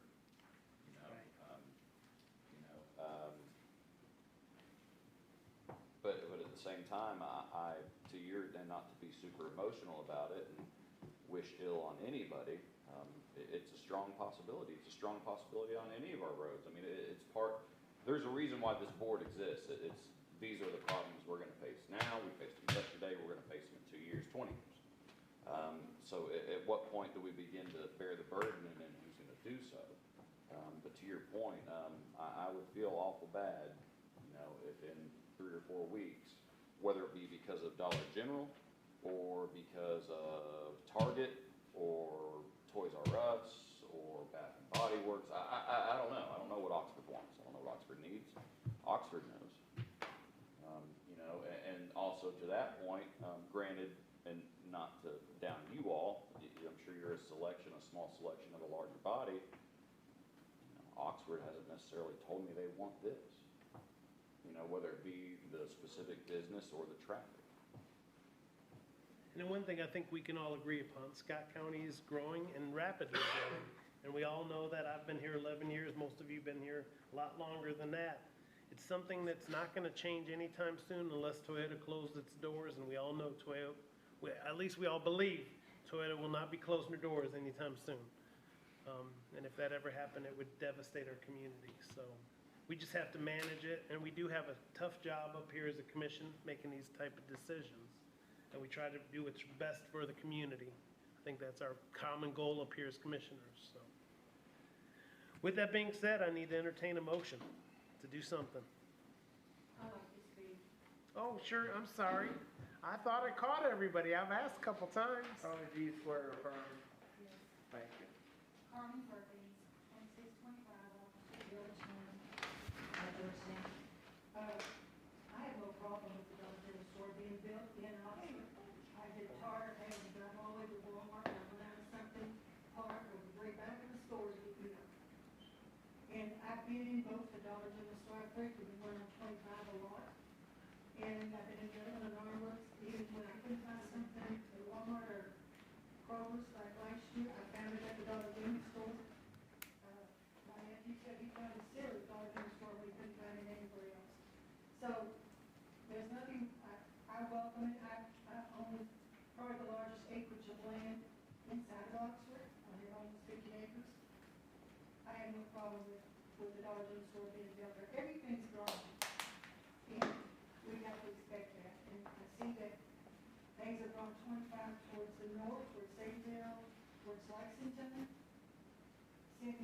road is the next thing, it's gonna be, everything's coming this way. So I understand that, and I have no problem with it. I think the Dollar General stores, when I go into them, are very organized, I find what I want, I don't see a thing wrong with it. So that's just my opinion, and, I'm in favor. Thank you, Mrs. Perkins. Anyone else want to speak? All right. That was one question I had. Is this Dollar General, I don't know that you do this across the board, but I noticed like the one in Stamping Ground now has a lot of refrigeration and carries milk, eggs, a lot of different groceries because they don't have a grocery in Stamping Ground any longer, other than Dollar General. But, is that the plan for this one? Yes, sir. They're making a concerted effort to try to get more produce, a lot more refrigeration, and a lot better foods in all of our locations. If you don't mind me asking, you said your family is going to own this one? Do they Yes. own, how many other Dollar Generals do y'all own, or is this the first one? The number that we actually own goes up and down. We do sell some of them just in order to try to Roughly? recoup our money. We built a couple hundred. We, right now, probably own maybe 50. Okay. So it's not your first rodeo, is what I guess. We've done a couple of them. Thank you. Yes, sir. All right. Questions, comments, motions? It's almost 8 o'clock. Another comment, I can remember, I used to spend a lot of time with Brad Green, Billy Green, Donnie and Bobby. We'd always be at Davis Grocery, or we'd be at Graves Lumber Yard with Ernest Graves. Back when everybody was raising tobacco, eating lunch there, it was, you want to see those days come back, but I think they're long gone. And I know that a lot of people in Oxford don't want to see anything change, but at the same time, I'm sure there are people around there that would like to have, it'd be nice if you could buy eggs or milk or something without having to drive to Walmart, or drive to Kroger on the other side of town. Your options are fairly limited. But my biggest concern is right here on the traffic on 62.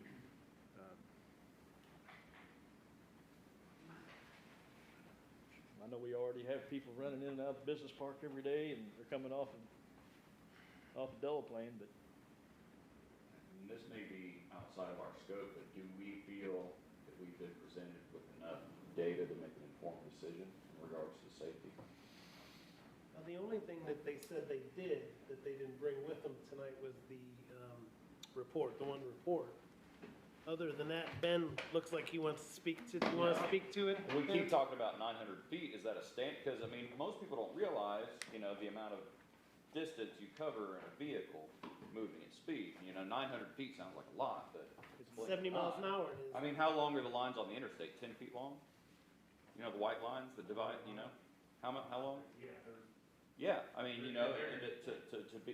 for a regular person, you think it's just like that. I mean, you're moving. I think when you look down at 55 miles an hour to send a 5-second text, you cover a football field. 900 feet sounds like a long distance, but it's, I don't know. You know more than me. I think you know what I'm driving at. Go ahead, Ben, all yours. The only thing I would not recommend that we change the language. I think we should hear from the state if they want to reject turn lanes.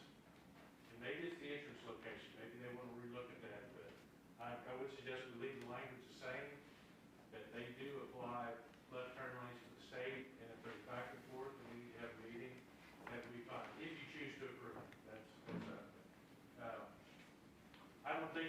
I don't think I read that email that was provided. I don't think It's probably back in Charlie's hand. I forwarded it to Matt. It's that same one I forwarded to you. I don't think that's a rejection of turn lane. No, It's not a rejection. It's just stating that it's not warranted.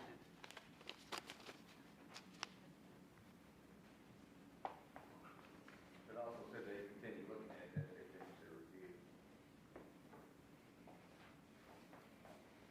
So they may want to study more with what is this, how does this interact with Delaplane Road there? I mean, look at the whole situation. I don't know if that's been looked at yet.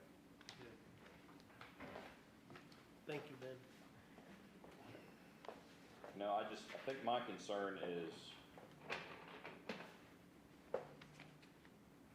you know, it seems like the biggest crux of the issue has to do with volume of traffic, type of traffic, concerns with expansion in that same corridor off the stubs.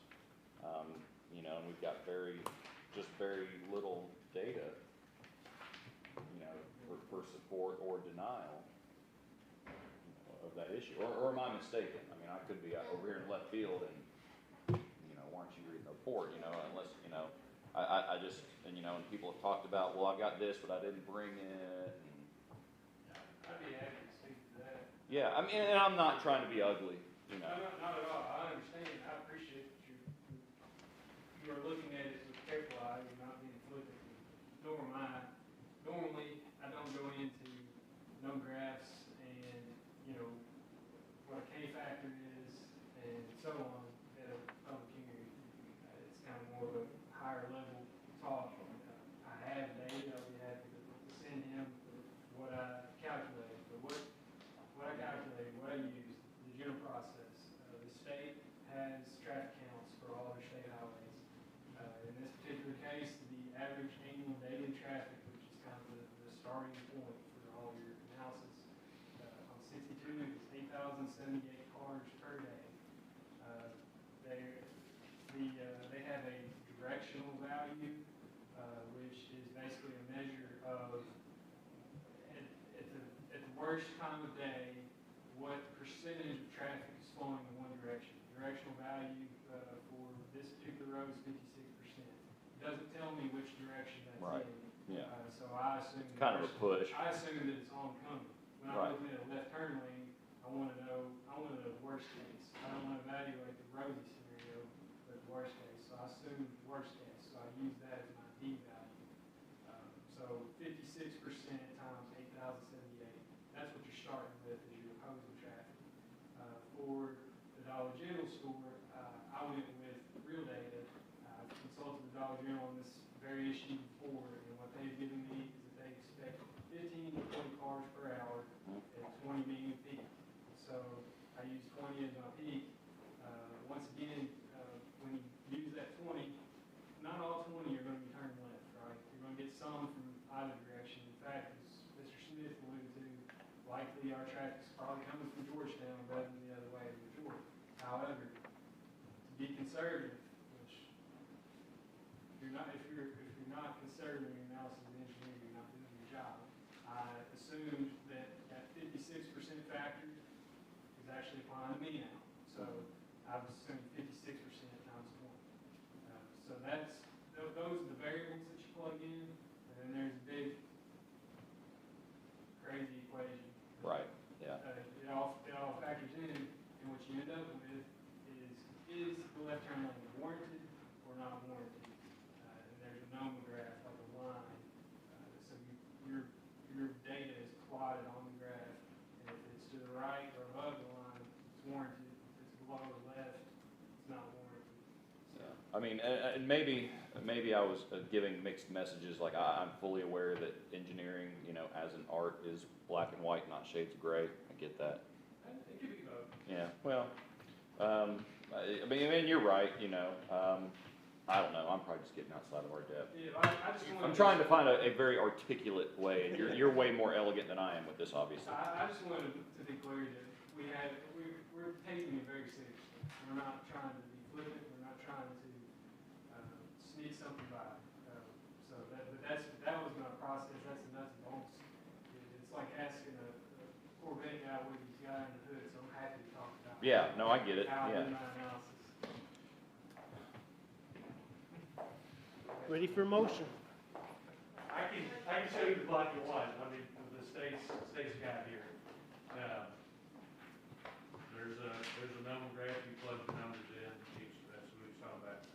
I guess we just haven't seen that, we haven't seen the peaks. That 8,000 vehicles per day was 2018. As the state reports, I don't know where they are today. Matt had a statement up there that says whenever practical, left turning traffic should be removed from the through lanes for safety, operational, or other considerations. Therefore, provisions for left turns have a widespread application. So that's from the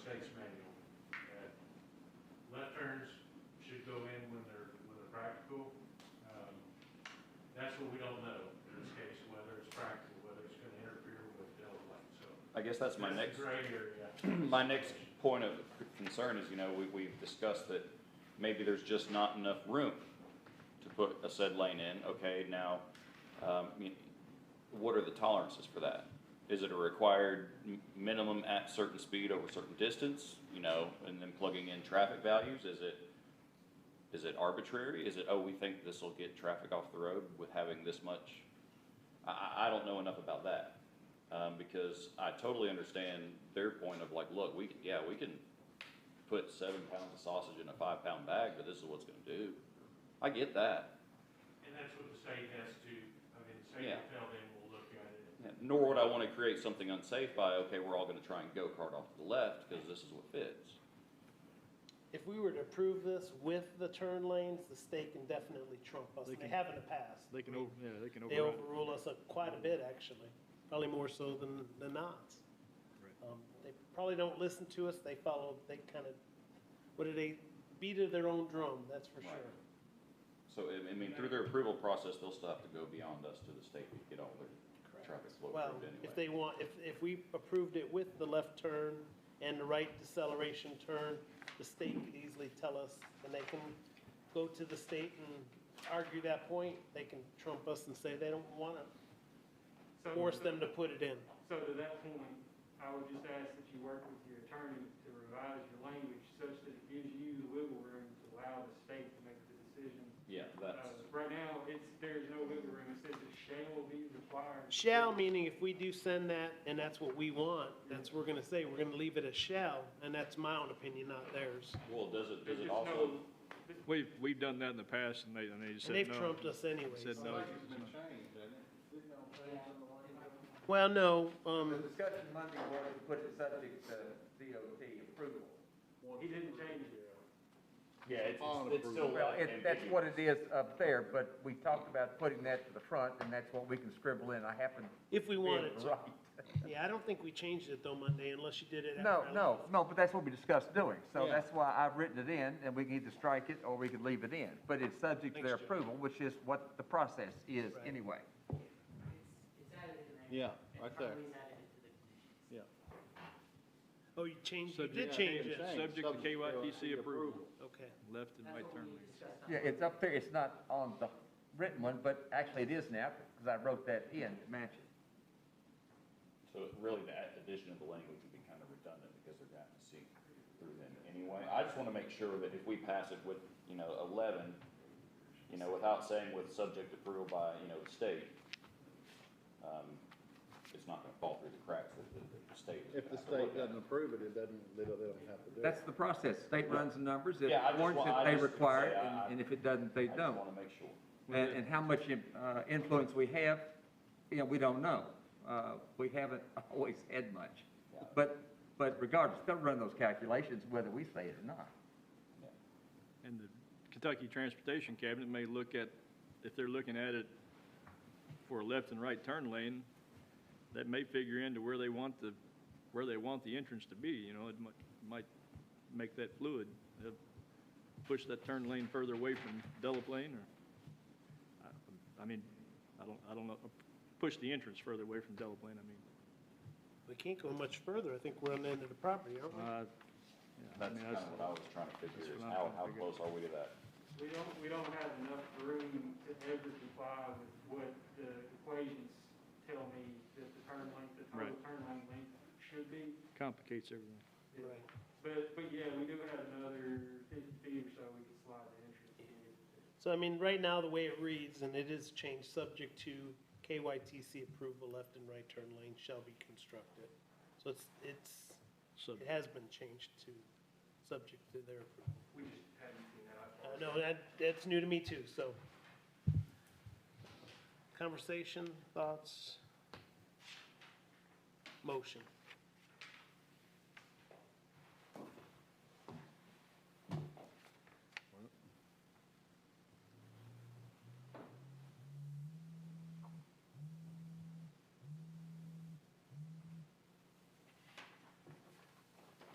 It's a similar dilemma that we run into all the time. It's, you got the private property owner's rights versus the public and the community. It's, I can see where there are gonna be problems and there are gonna be benefits from this, both ways. There'd be lots of benefits in having a retail outlet that's close to your home, not where you can be driving a mile or 500 feet, or you can walk, I guess you could walk to it if, Yeah, they put us in a pickle, these dang stubs. Well, something's going in there, it's zone B1. Right, yeah. Something's going in there. Something is going eventually, whether it's today. Well, and that unfortunately is the problem. If this were a zone change like we had in the last instance, you've got lots of discretion there. There's lots of issues that you can determine. Obviously, you got to have reasons one way or the other. This is a development plan. You know, this is a subdivision, this is ministerial work. You got 10 or 12 requirements, and if they hit those 10 or 12 requirements, we don't have a whole lot of discretion here. Just like on requiring the turn lanes. Well, that's actually the final decision. That's for the state. You can put that in there, or you can not put it in there. The state's the one that's ultimately going to approve that. But if they hit those boxes, in fact, there are some planning commissions that's entirely ministerial. The commission doesn't even see them. Right. Because you set the standards, and then staff takes a look at them and says, they've hit it all, and it gets done. So that's why this is different than a zone change where you've got quite a bit of discretion.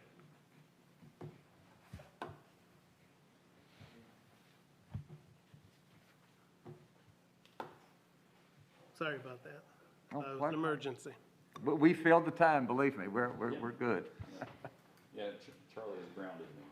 Not like a parent, but he has made me grounded. Now, I tried grounding him before, actually, but that didn't work Yeah, either. that was like 20 years ago. That was warranted, to use the, yeah, It didn't work, but it was warranted. it was warranted. Oh, my.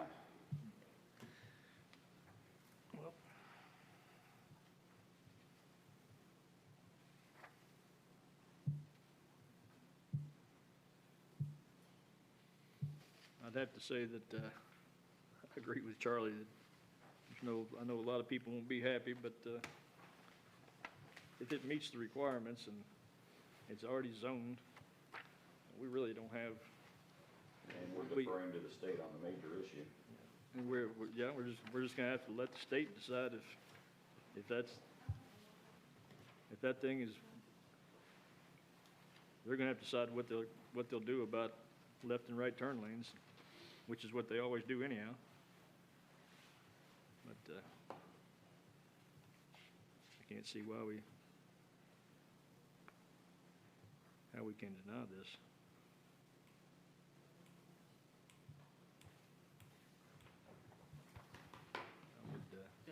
If I may, just, I guess as a reminder, there are two separate applications. So there's the subdivision plat, which complies with all of our regulations. There's also the development plan, which has a number of variances in addition to the discussion we've already had on the turn lanes. Just so I guess we're all on the same page about if we do, take votes on this, we do need two separate votes and motions and all. Or you do it on one motion, but you'd need to do the subdivision plat first. I think that would make logical sense anyway.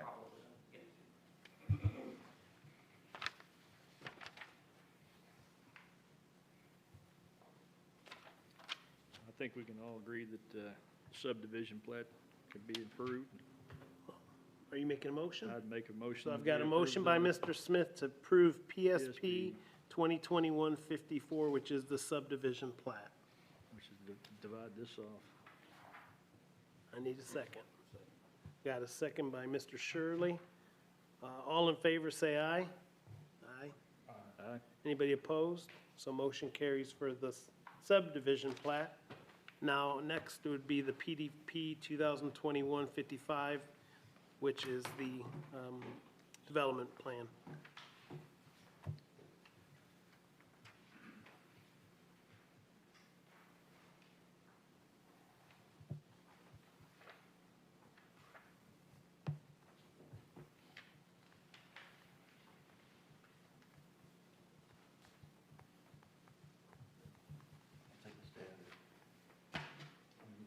as we all said, this is a tough one to end here.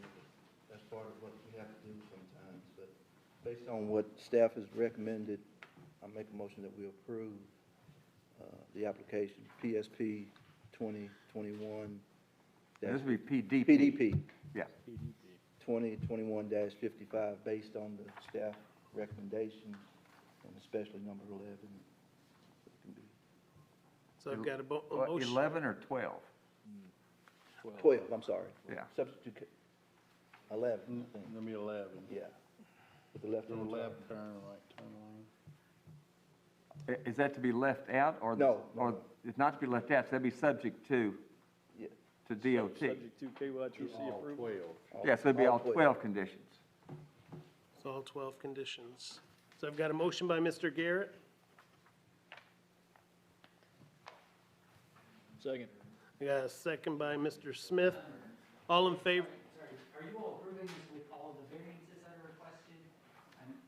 I know we, No. I didn't know if they needed. Yeah, I think we did well. We spent a lot of time discussing. Well, I think he said subject to the staff report, so that would include. Yeah, because the variance. applicant said they were in agreement with the variances. Yeah. You might know, just to be clear, though, that is a serious question. Dwan, the motion includes, you said staff report, but that includes the variances. Yes. I didn't have a recommendation on the variances. No, the original. Oh, I I see. mean, I It did on, didn't specific, I see. I did on some of them, but some of the others were sort I of see. contingent upon the feel of the building. Doctor Yeah. or something lower grades. Well, did you say earlier, Matt, that there would be a 6-foot privacy fence along the, Well, they said 8. Yeah, they said 8. 8-foot privacy fence? With trees, on our side of the fence. And they still have to come back with the final, so, I mean, it's not. Correct. And we're proposing to add trees and bushes along the Telephone Road side of the building. Yeah.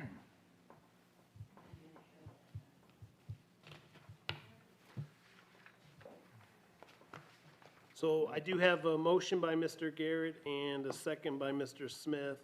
I'll do a roll call, just to make it simple. Mr. Garrett, Yes. Mr. Smith, Yes. Mr. Vest, No. Mr. Shirley, Yes. and the chair votes yes. Motion passes. Okay. You can come up here and sign the documents. The only other thing I think that we've got on the agenda, we've got a couple more things we didn't bring up. Well, we talked about Monday, is the short-term rental ordinance. Matt, is that still continued? All right, so we'll continue that. The approval of the audit. We do need a motion to approve the audit that was presented on Monday. 13. So I need a motion to accept the audit. And wait a minute. you're not I'll make done a yet. motion. Motion by Mr. Vest, one's yours. second by Mr. Shirley. All in favor, say aye. Aye. Motion carries. Anything else you got, Joe? That's on. So that's it. I'll make a motion to adjourn. Make it. This one.